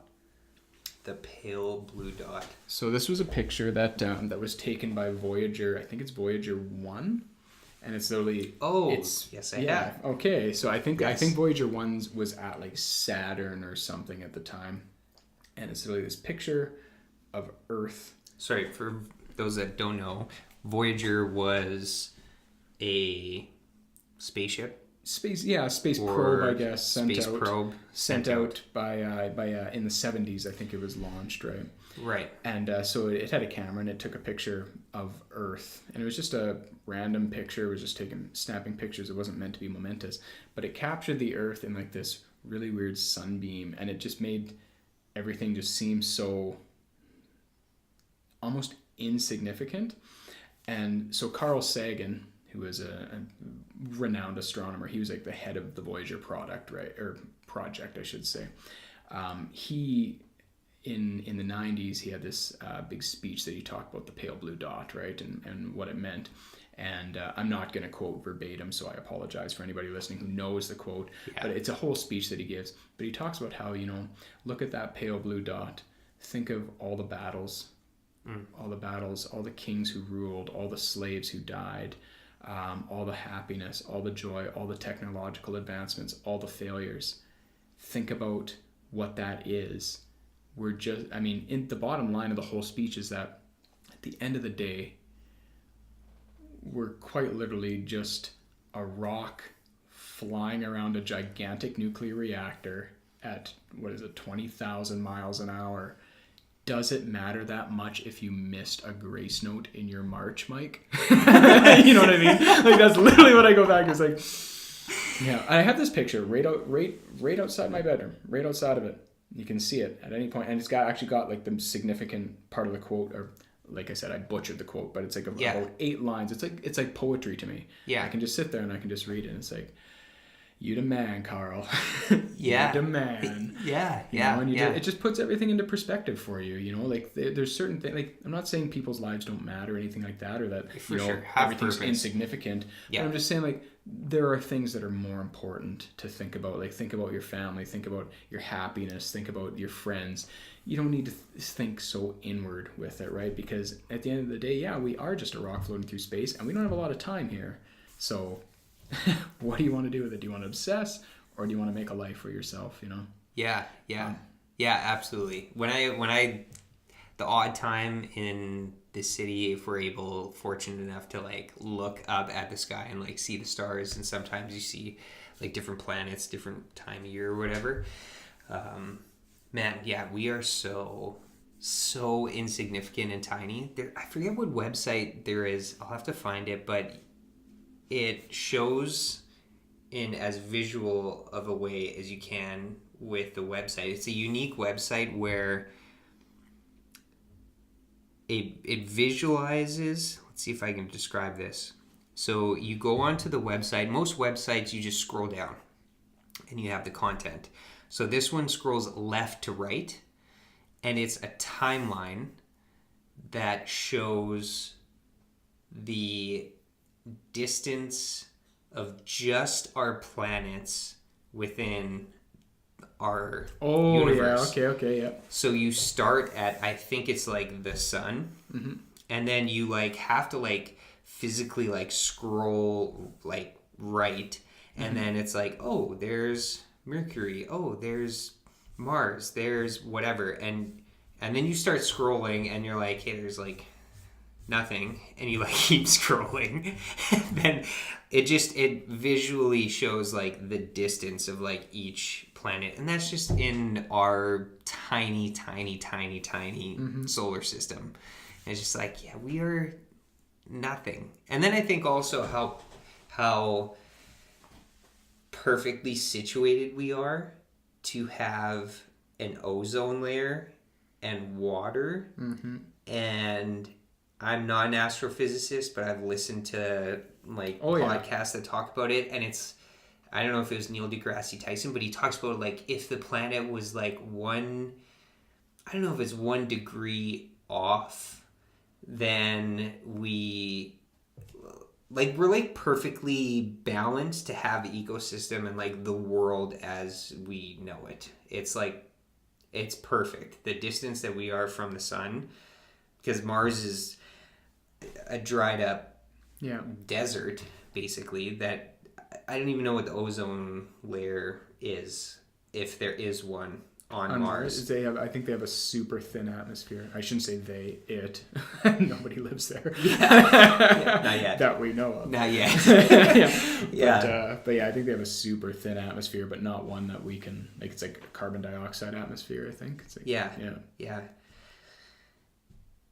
Do you believe that everything happens for a reason?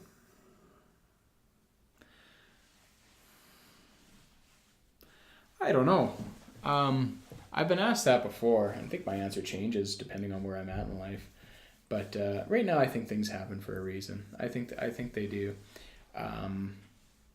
I think as much as you can say things are up to chance and that, but just like what you just described, right? What are the odds of that happening?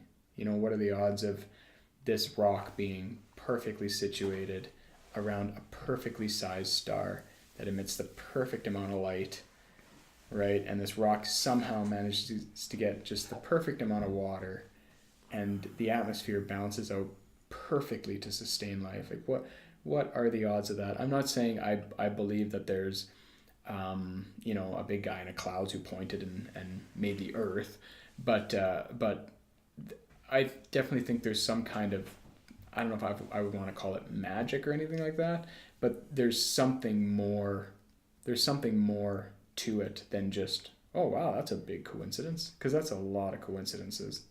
I don't know, I'm not a religious guy, but I feel like there's definitely something out there, whether it's a computer simulation or whether maybe we're living in the Matrix. Who knows? I don't know. But for all you young people listening, the Matrix was a 90s sci-fi movie that was mind-blowing for us. Yeah. 1999? I think 99, yeah. 1999 was when it came out, I think. So, yeah. Way ahead of its time for the Yeah. special effects, and just the overall concept of the movie was just like mind-bending. Yeah. Nothing else like it. Yeah. So There was the Wachowski brothers. Yeah, that's right.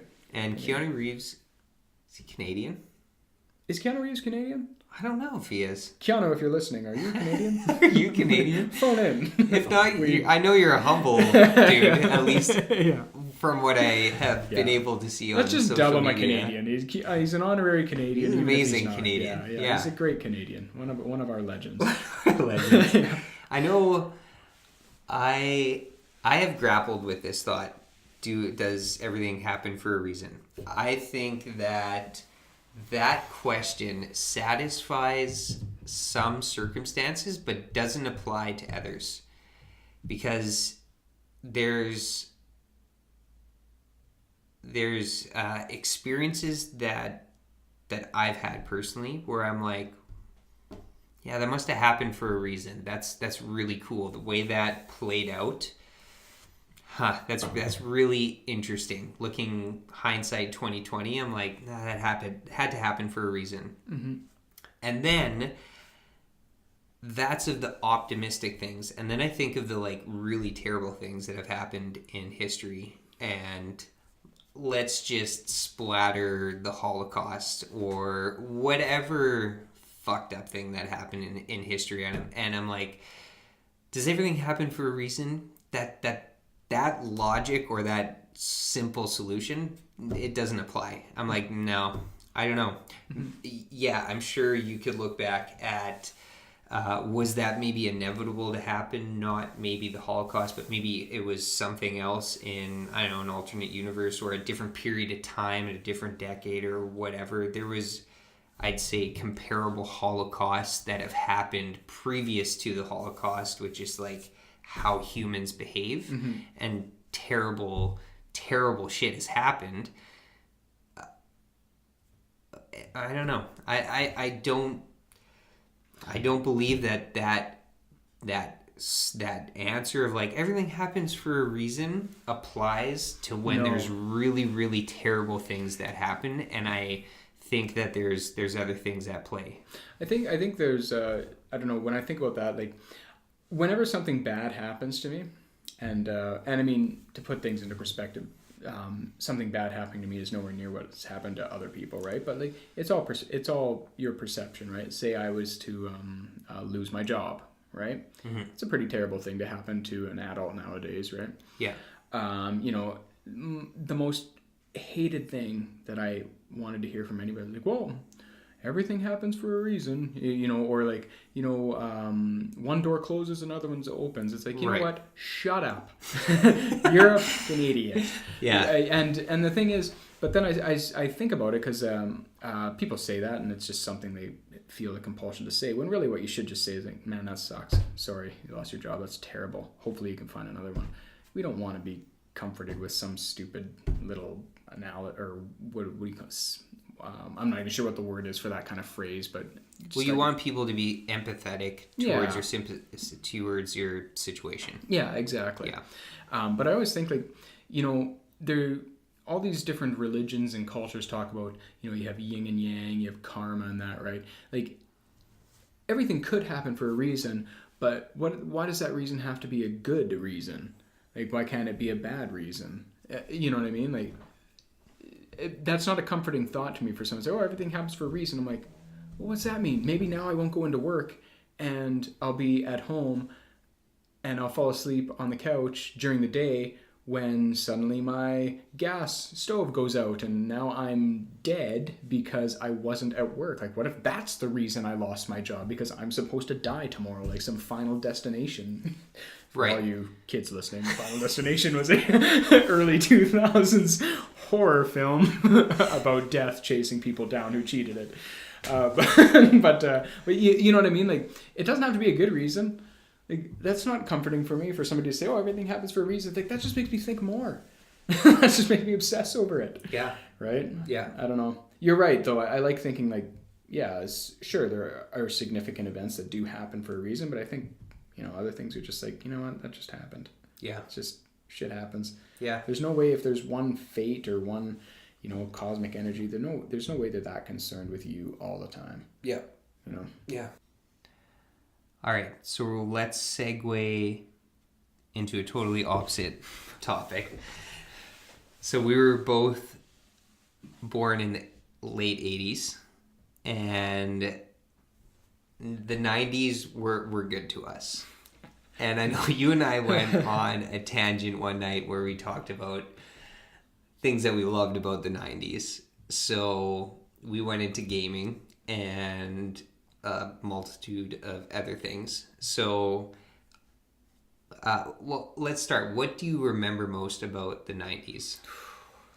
Oh, well, yeah, I mean, let's hit the big one. I mean, Super Nintendo was the 90s for most kids, I think. Most of the kids I know anyway. We were all... most of the boys. Most of the boys, yeah, most of the boys, that's true. Yeah, I think Super Nintendo is like that iconic 90s. I don't even know if I would call it a toy, but it was called a toy then. You know what I mean? Like, this is before the time when you had all these competitive gaming companies. Like, Nintendo had the market. That was it, right? Yeah. I think next was Sega Genesis came out. Sega would have been the second. A couple years later, maybe. Sega Genesis came out, I think. Super Nintendo, I'd say, just... I don't know. I would say that it just dwarfed Atari, because Atari was the first. That's right, yeah. And then Nintendo was the first maybe mainstream gaming system that entered the North American for landscape. Sure. And then just like with the 90s, it was like you had Super Nintendo. Was pretty like Atari was. I didn't have an Atari when I was young. That wasn't my generation, and we did have a Nintendo. And we did play like the original like NES Nintendo. We did play it, like it was fun. But Super Nintendo came out and it was just like, that's it. This is gaming. This is the future. This is as good as it's ever gonna get. Right? I think that's what we thought, right? Yeah. And Duck Hunt is the best it's gonna be. Yeah. And then even just playing games like Super Mario World was just like mind blowing. Like the physics of it and that like the change in graphics I think was most significant from out of all the gaming systems, and people listen and they'll argue, but to me, the biggest, I don't know if you would call it a paradigm shift, but the biggest shift proportionately was going from NES to Super Nintendo. When you went from that original Nintendo to the Super Nintendo, everything was so different. It was so different. In what sense? Because I would argue that the Super Nintendo to N64 was the most evolutionary, because then there was Super Mario 64 and it was 3D, and I was like, holy fuck, this just kicked it up a notch. Like, I'm in another dimension. I'm not just 2D, but it's now 3D, and I was like, whoa, like, this was like next level. But see, Super Nintendo had some of that as well. It didn't have full 3D, but now Super Nintendo was the first system to take everything away from just pure side scroll.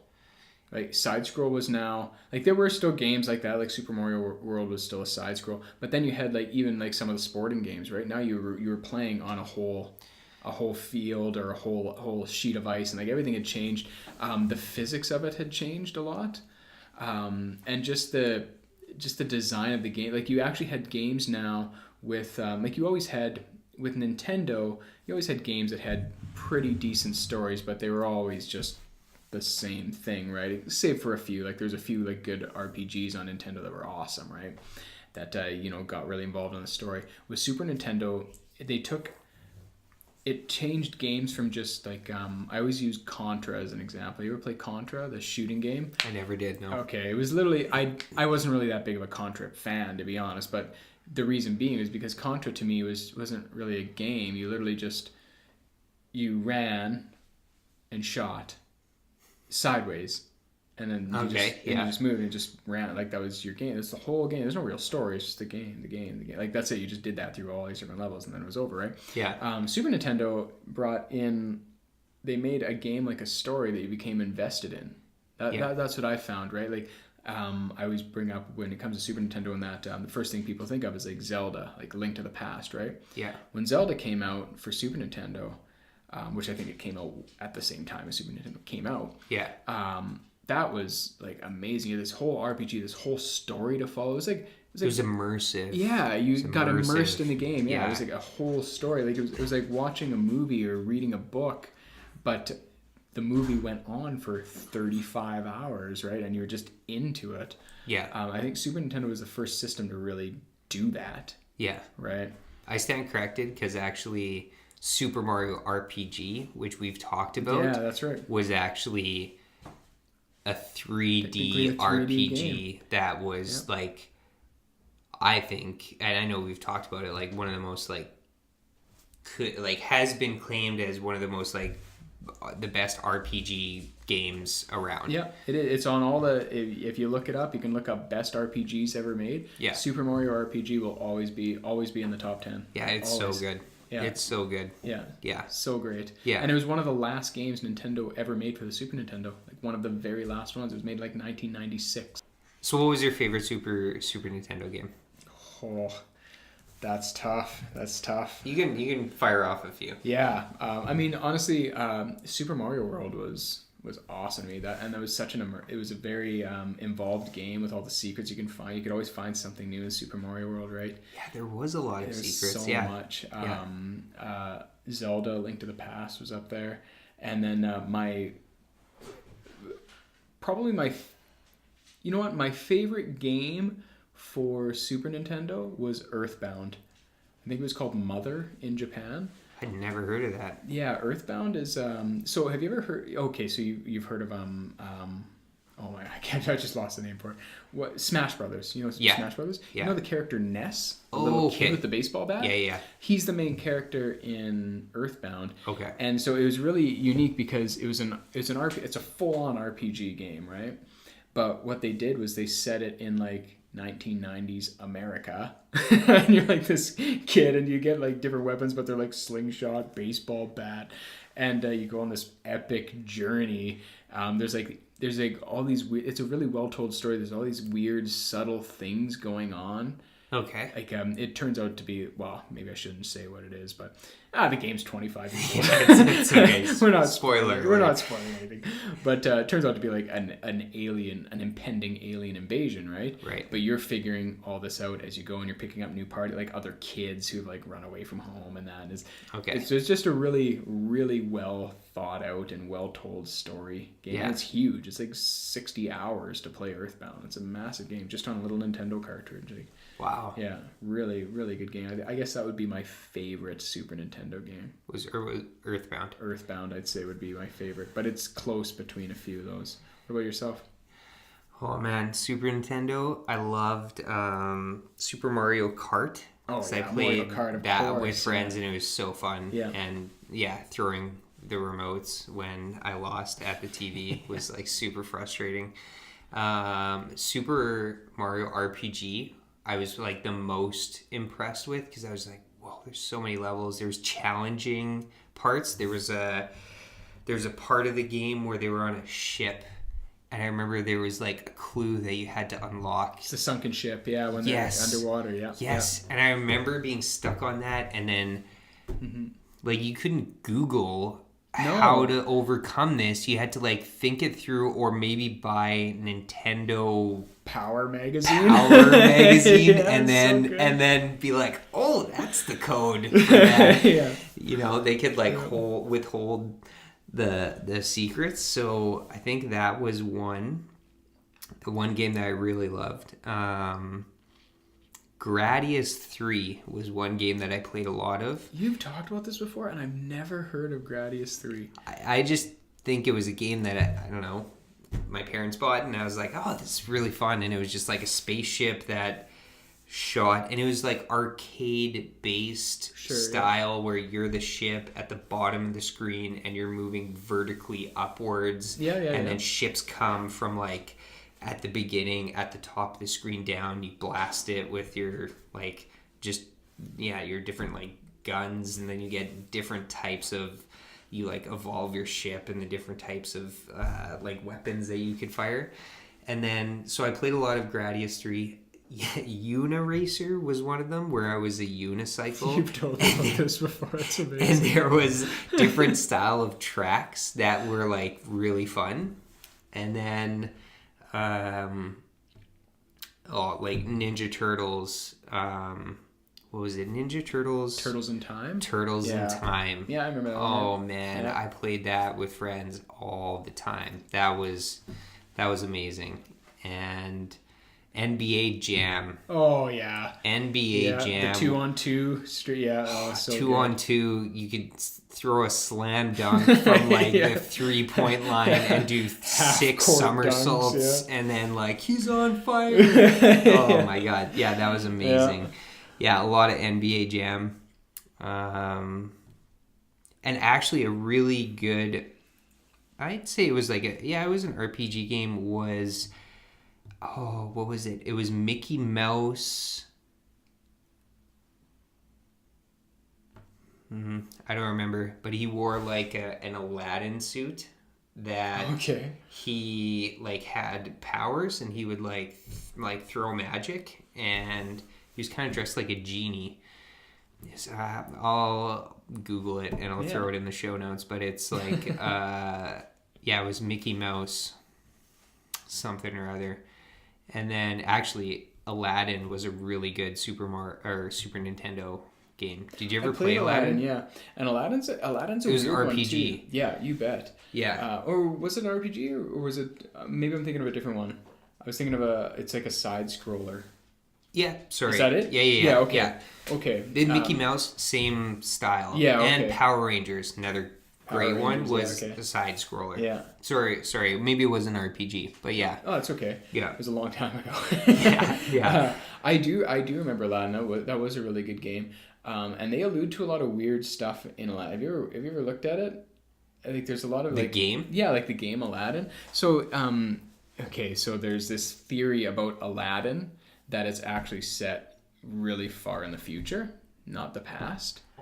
And so they talk about, so what they use as references is like the genie from the movie Aladdin makes all these pop culture references from like the 90s, right? But like at the time, we're like, oh, well, it's a 90s movies.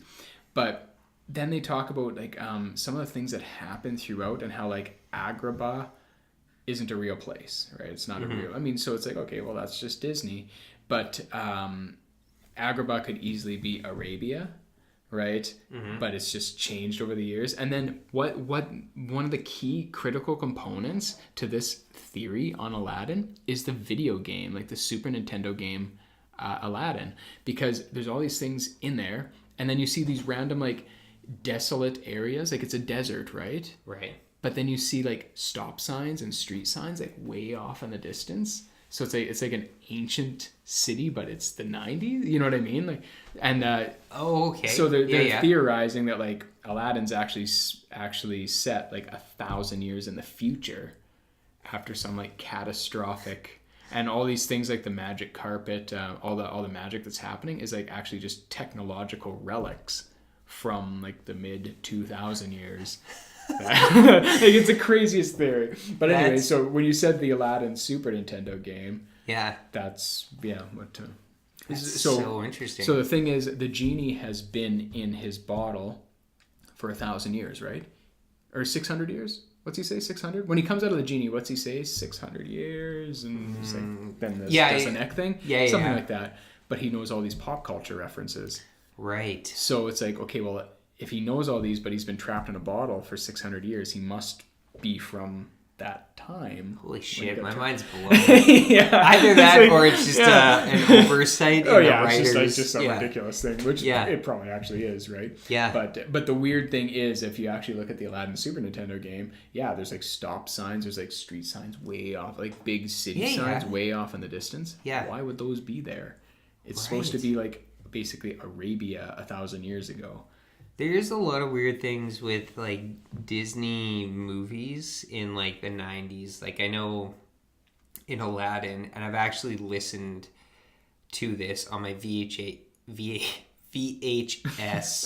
tape, when there's the scene where Aladdin is on the balcony in the palace, and Jasmine is there, and Aladdin's like, oh, like he's like playing all suave and like as a prince, but he's a street rat, and and I guess that's what they call it. Yeah, and then Jasmine's like, oh, like why don't you just like go jump off a cliff, or like jump off the balcony?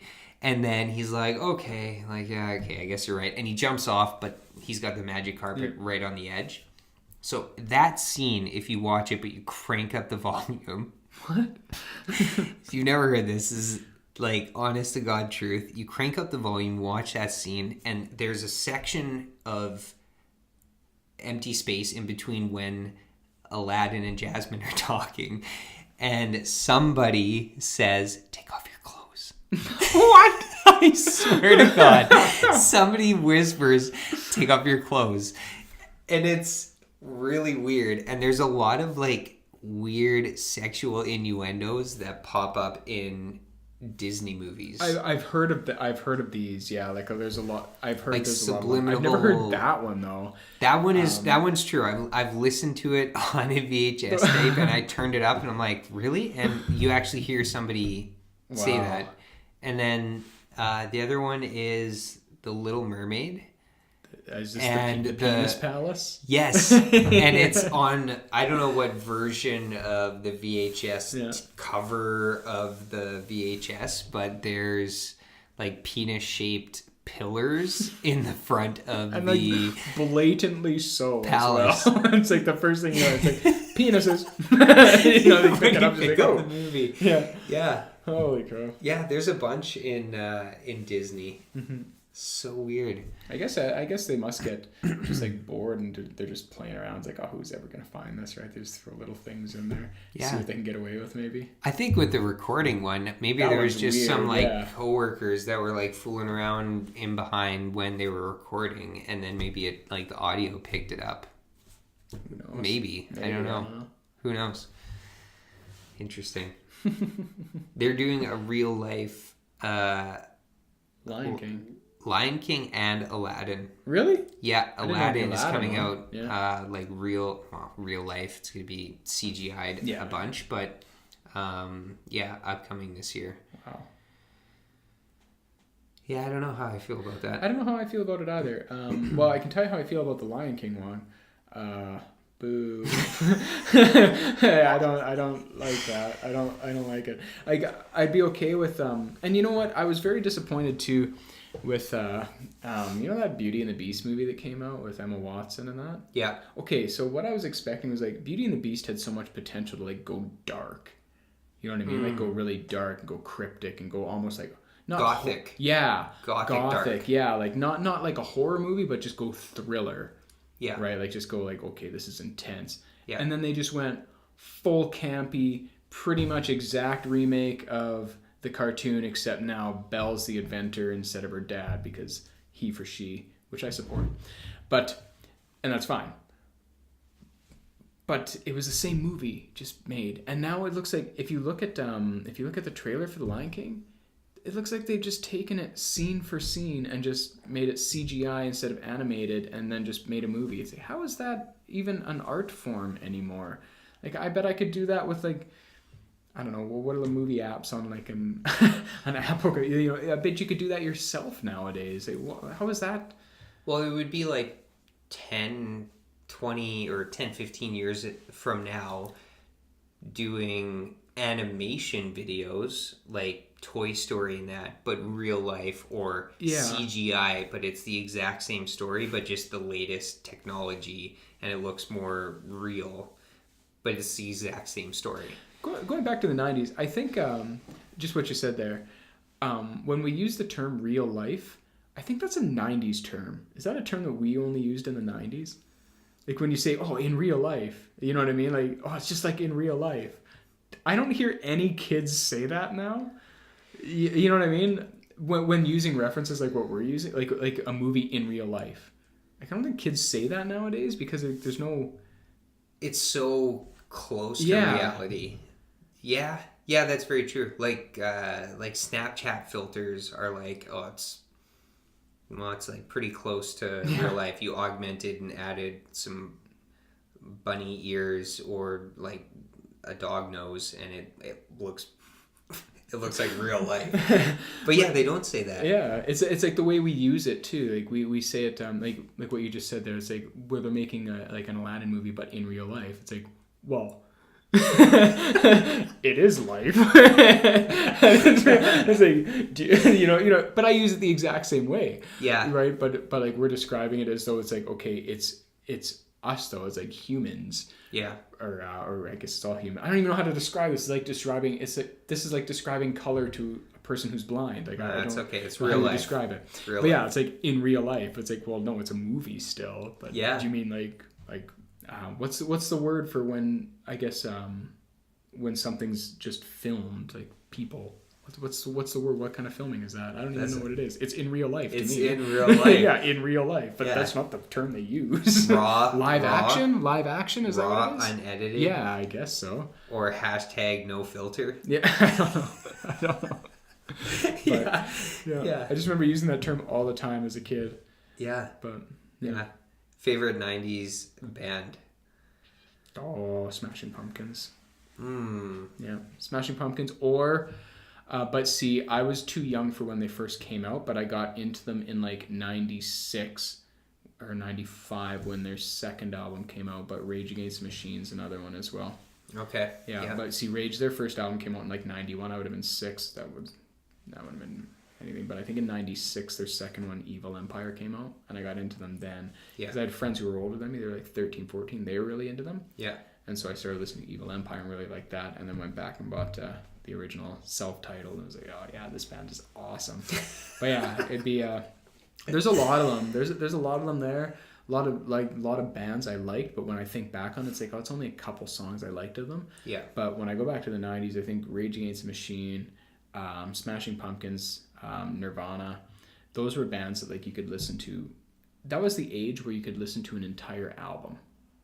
You know what I mean? And they were typically all good songs. Well, you kind of had to. You didn't have the choice of like, I'm going to log into my Apple Music or Spotify and just pick the highlight songs and bounce around to like any genre of music at the click of my fingertips. For sure. Right? For sure.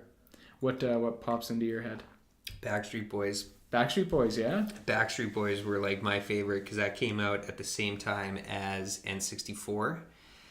N64 came out and Backstreet Boys released their it was 1995 album, and I remember being like, oh man, I can play N64 or I can listen to Backstreet Boys. And I remember, as jacked as I was about like being able to play Super Nintendo, or sorry, N64, I would choose to go and pop in my Backstreet Boys CD and listen to the Backstreet Boys CD. And I was just like, I was a big fan. And then NSYNC came out and I was just like, fucking copycatters. Like, you guys are just trying to be the Backstreet Boys. The rivalry. Oh my god. Oh, but I like Justin Timberlake. He's solid. But yeah, Backstreet Boys were my 90s music. And then I got into just, I don't know, like hardcore rap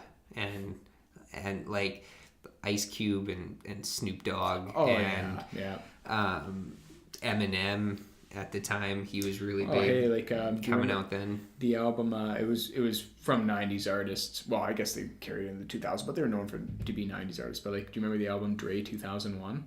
Yes. Oh yeah, that was pumping. Yes. And everywhere you went, Dre. And Nelly. It was so good. Nelly was big. Nelly came out with he was like early 2000s. Yeah. If you want to go and get high with me, smoke in the back of the Benzie. That was Country Grammar. Yes, Country Grammar. Country Grammar. Or that was not. That must be the money. Yeah. What was Country Grammar? Was like, I'm going down, baby. Yeah. Yeah, that's right. Yeah. I remember that song. Yeah. Oh man, I remember going to like a. It wasn't even a high school dance. It was a junior high dance. Listening, and Nelly came on. That was a good album. That was really good. It's weird though. Like, I mean, I'm sure everybody has the same thing from their childhood, but you can go back and listen to a lot of songs, not even from bands you listen to avidly, but like I look at bands like Our Lady Peace and you know, do you remember Our Lady Peace? Yeah. Right? They're Canadian. They're a Canadian band, right? Pretty sure they're Canadian. Yeah, I'm pretty sure. I think they were. Yeah. But yeah, you listen to bands like that and it just brings you back to those times. Like, man, it really was. I don't mean to reminisce like I'm an old man, but it's like it was way simpler back then. Like, it totally was. Yeah. You know, like listen to Superman's Dead or something like that. It's like, yeah, 20 years ago, life was so much easier. Yeah. I remember listening to, and actually the first time I heard it was at my cousin's place, and it was on Much Music, and it was, what's that song? It's not called Chicka Cherry Cola. Oh, I know. That's Savage Garden. Savage Garden. I can't remember what that song's called, but something like that. I can't remember the name of that song, yeah. but that was a good song. And I remember watching the video, and it was like black and white. Yep. And it was on Much Music, and it was a good song. But yeah, we live in a weird time now where we just are like inundated with too many options. Yeah, it's too many There's choices. too much to choose from. Yeah, I agree. There's way too much. It's like before you were waiting, like you'd hear this anticipation about like a new album from a band coming out, right? It's like, oh yeah, this is gonna be great, and you'd wait for like months for it to get released, and then you'd go line up at. I didn't have HMV back then. I don't remember HMV from back then. I just remember going to like Donnie B's electronics store, and they would also sell CDs, and like albums would come out, and you'd show up with like, do you have any of the live, the new live albums? Like, no, sold out. Be in next week. Like, yeah, couldn't order it online. There's no such thing. Like you could, it's like you're just waiting to get these CDs, like albums from people, right? Like, it's nuts. And there was the mixtapes, like Much Dance 2000, Much Dance 2001. They would just like name the years, so and it was like the highlight reel of. Now it's just like it's a playlist on Spotify, or Apple Music. You just like, I want to listen. Like yesterday, listen to like Christmas music, and you just search playlists, and you just find one, and okay, play. Super easy. $10 a month, unlimited access to tens of thousands of songs. It's ridiculous. There's way too many options. That was good times. That was good. Kids these days don't know the struggle. They don't know the struggle. The struggle of the 90s white suburban kid. It was totally different. Different. But what else was good in the 90s? Oh man, you had your Saved by the Bell after school. You had favorite TV shows. Oh, favorite TV shows. God. Well, Simpsons is obviously like that's. I mean, it was conceived in the 80s, but to me, that's always going to be a 90s show to me. Simpsons. Seinfeld was good as well. I really liked Seinfeld. Once I got older, I didn't really understand it when I was really young. But Simpsons for sure was up there. There's one more that's on the tip of my tongue. It'll come to me. What comes to you? Reboot. Oh, Reboot. Yes, on YTV. Yeah, it's so good. That show, I was like, the animation was so ahead of its time, and like Fong. And it was remember Fong? Yeah, I remember Fong. Yeah. And I remember it was such a clever show too. Like it was so well done. Like there's a cult. Kind of Matrixy. Yeah, very Matrixy. Yeah. And there's like this subculture of people who are like obsessed with Reboot. Like it's like this huge. It's actually a really big deal. Yeah. And it was just like a kids show, but like adults watch it, and it's like, okay, this isn't a kids show. Like this is pretty intense. I'd like to watch an episode. Now, like to find one now with that adult perspective. And be like, whoa, like this is crazy. I used to watch. Reboot was big, and Dragon Ball Z. See, I wasn't in the Dragon Ball Z crowd.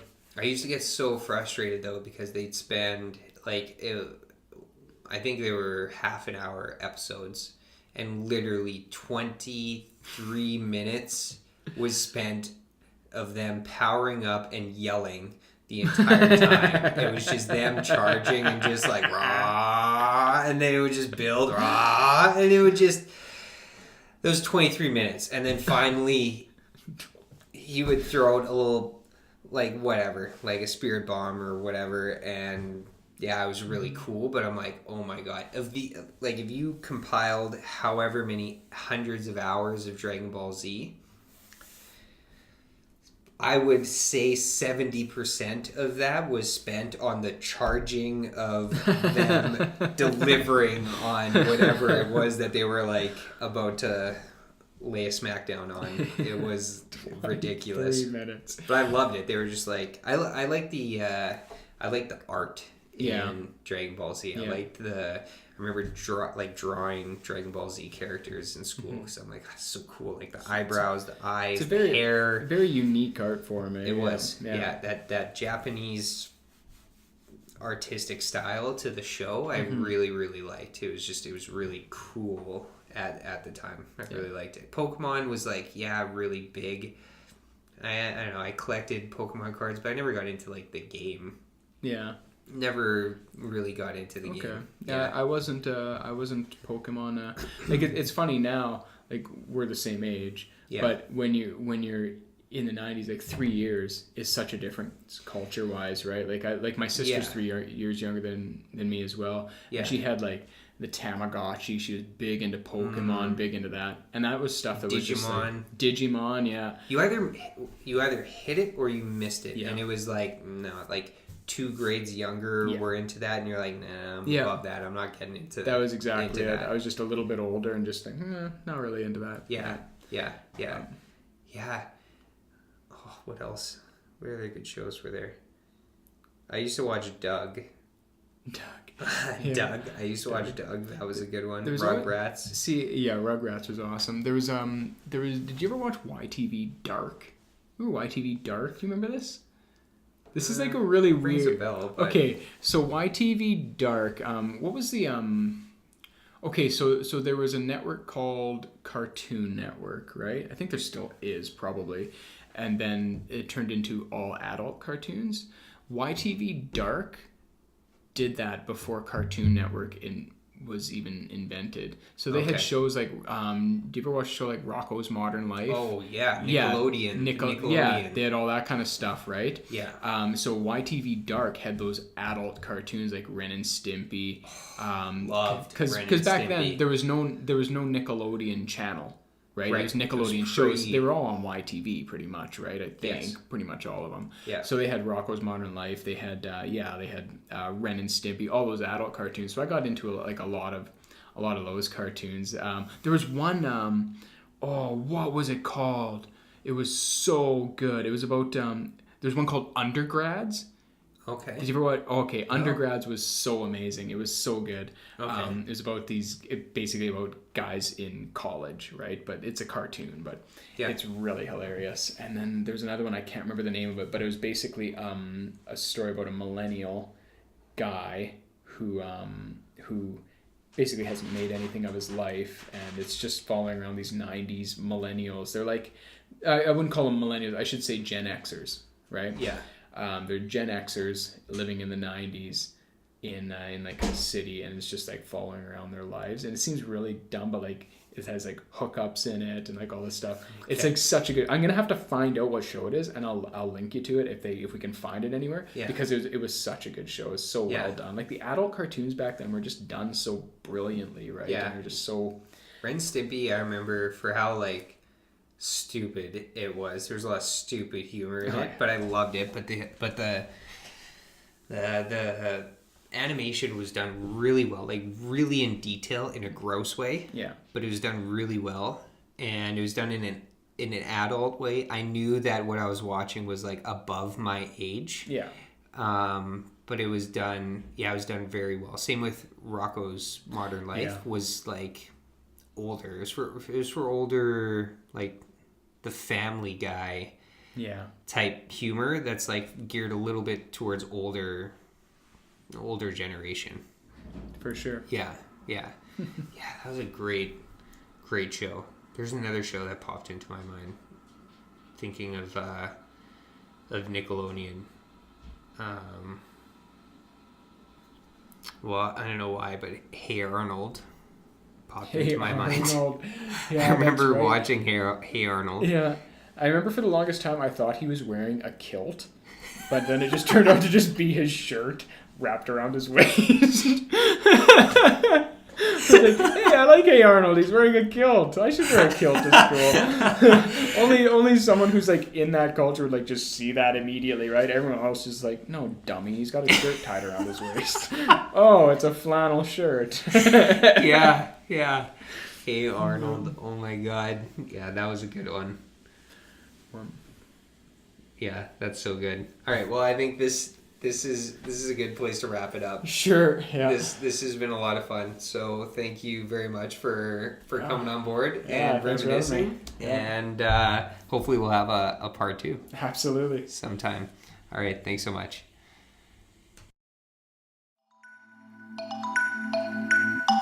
Hey guys, Dean here. Thanks for listening to the episode. And before you go, stick around a little bit longer as I've added a bonus sound clip that will play right after I finish speaking. And this clip includes Mike and I talking about his suitcase. But it's a special suitcase that I've never quite seen anything like this before, and it has a specific purpose. And I'm going to leave it at that. We actually recorded this pre our recording of this episode. And I noticed it right when he came in, and I wanted to test out the audio equipment, seeing as this was the first time we had ever done anything like this before. And we actually had a good conversation about this special suitcase. So I hope you enjoy it. And one final thing before I sign off. Did you guys enjoy this episode and the podcast? If you did, please subscribe. I plan on doing many, many more of these as I had a lot of fun and I really enjoyed it. If you guys have any recommendations regarding who you think would be a good guest to have on the podcast or questions you think it would be worth asking any of my guests, your feedback is more than welcome, and you can reach out to me on www.simpletounderstand.com, which is where I have also included a list of relevant links in the show notes to this episode. There was a lot that we covered, and it's all linked up nicely in the show notes, so go check those out as a point of reference. I'll also be publishing each episode on YouTube as well, so feel free to leave a comment in the comment section about maybe your favorite part or things you liked, didn't like, etc. Feedback is more than welcome. So without further ado, thanks again for listening, guys, and I hope you enjoy this bonus clip with the one and only Mike MacIver. Enjoy.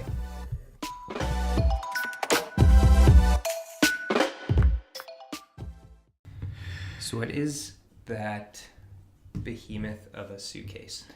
Oh, my pipes are in there. I came straight here from teaching. I didn't have enough time to just run home and drop them off. So nice. Yeah. So your bagpipes are in there? Yeah, that case is it's pretty intense. It's fully climate controlled, so I can control the humidity and all that inside it. So it's no way. Yeah, very specific. Holy. Yeah. Yeah, it looks like you're carrying like a bunch of plutonium. Yeah, it does. There. It kind of does look like that. Yeah, it's made in Canada.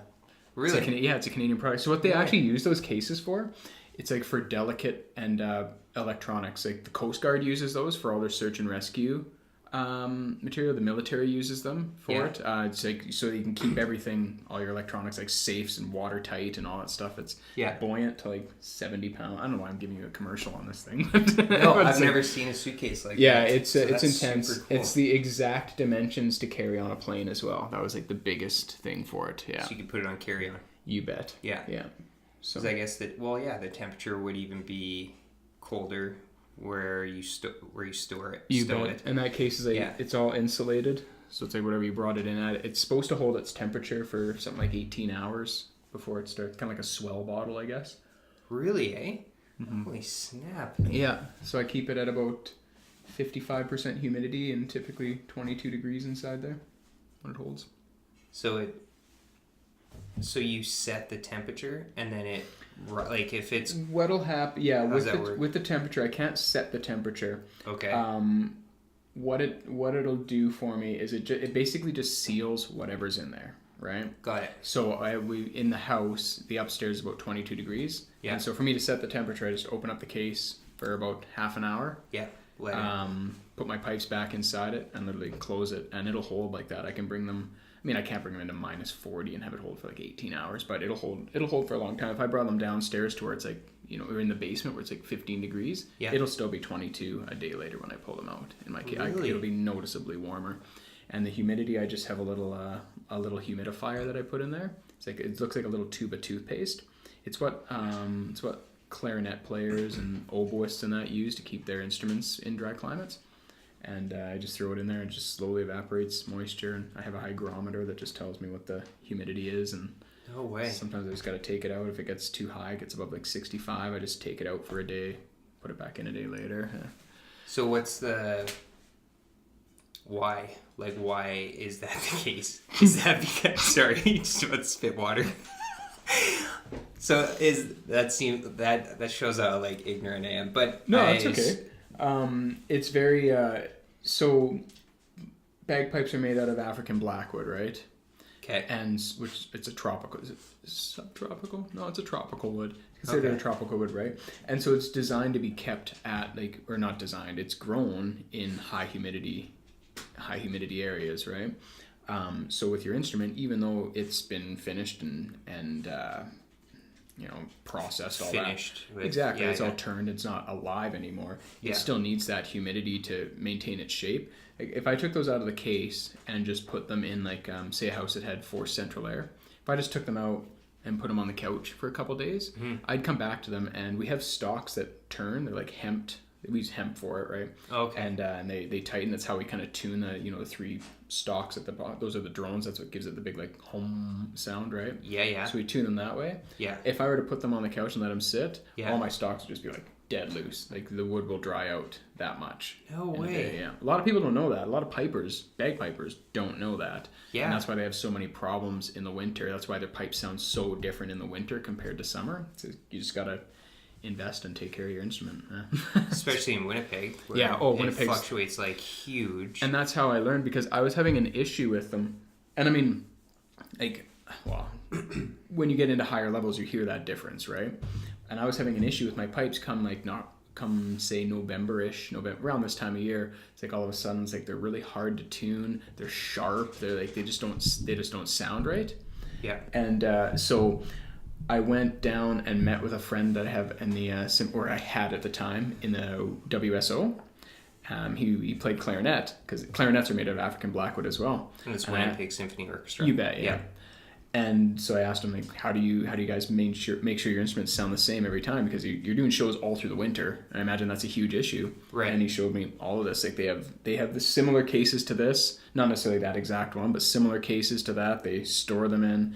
They humidify them. One of the old tricks they used to use, like before humidifiers and all the fancy stuff, they used to take orange peels. So you'd eat an orange and take orange peels and throw them in, and it would seep moisture out, and that's how they would keep the case. In the case, yeah. You just throw orange peels in. I had no idea. Really? Yeah, that was the old school way of doing it. Wow. Yeah. And like banana peels too, or just orange? Probably peels? Not banana peels. That'd be have this pretty disgusting, funky flavored mouthpiece tasting. I think like banana peels will like rot, whereas like orange peels they just kind of like dry out. yeah, that makes sense. I would just like toss a bunch of like composting fruit peels. Just like apple cores and everything. What's this? That's my instrument. That's too funny. Oh my god. Okay, that's I forgot you were amazing. recording there, yeah.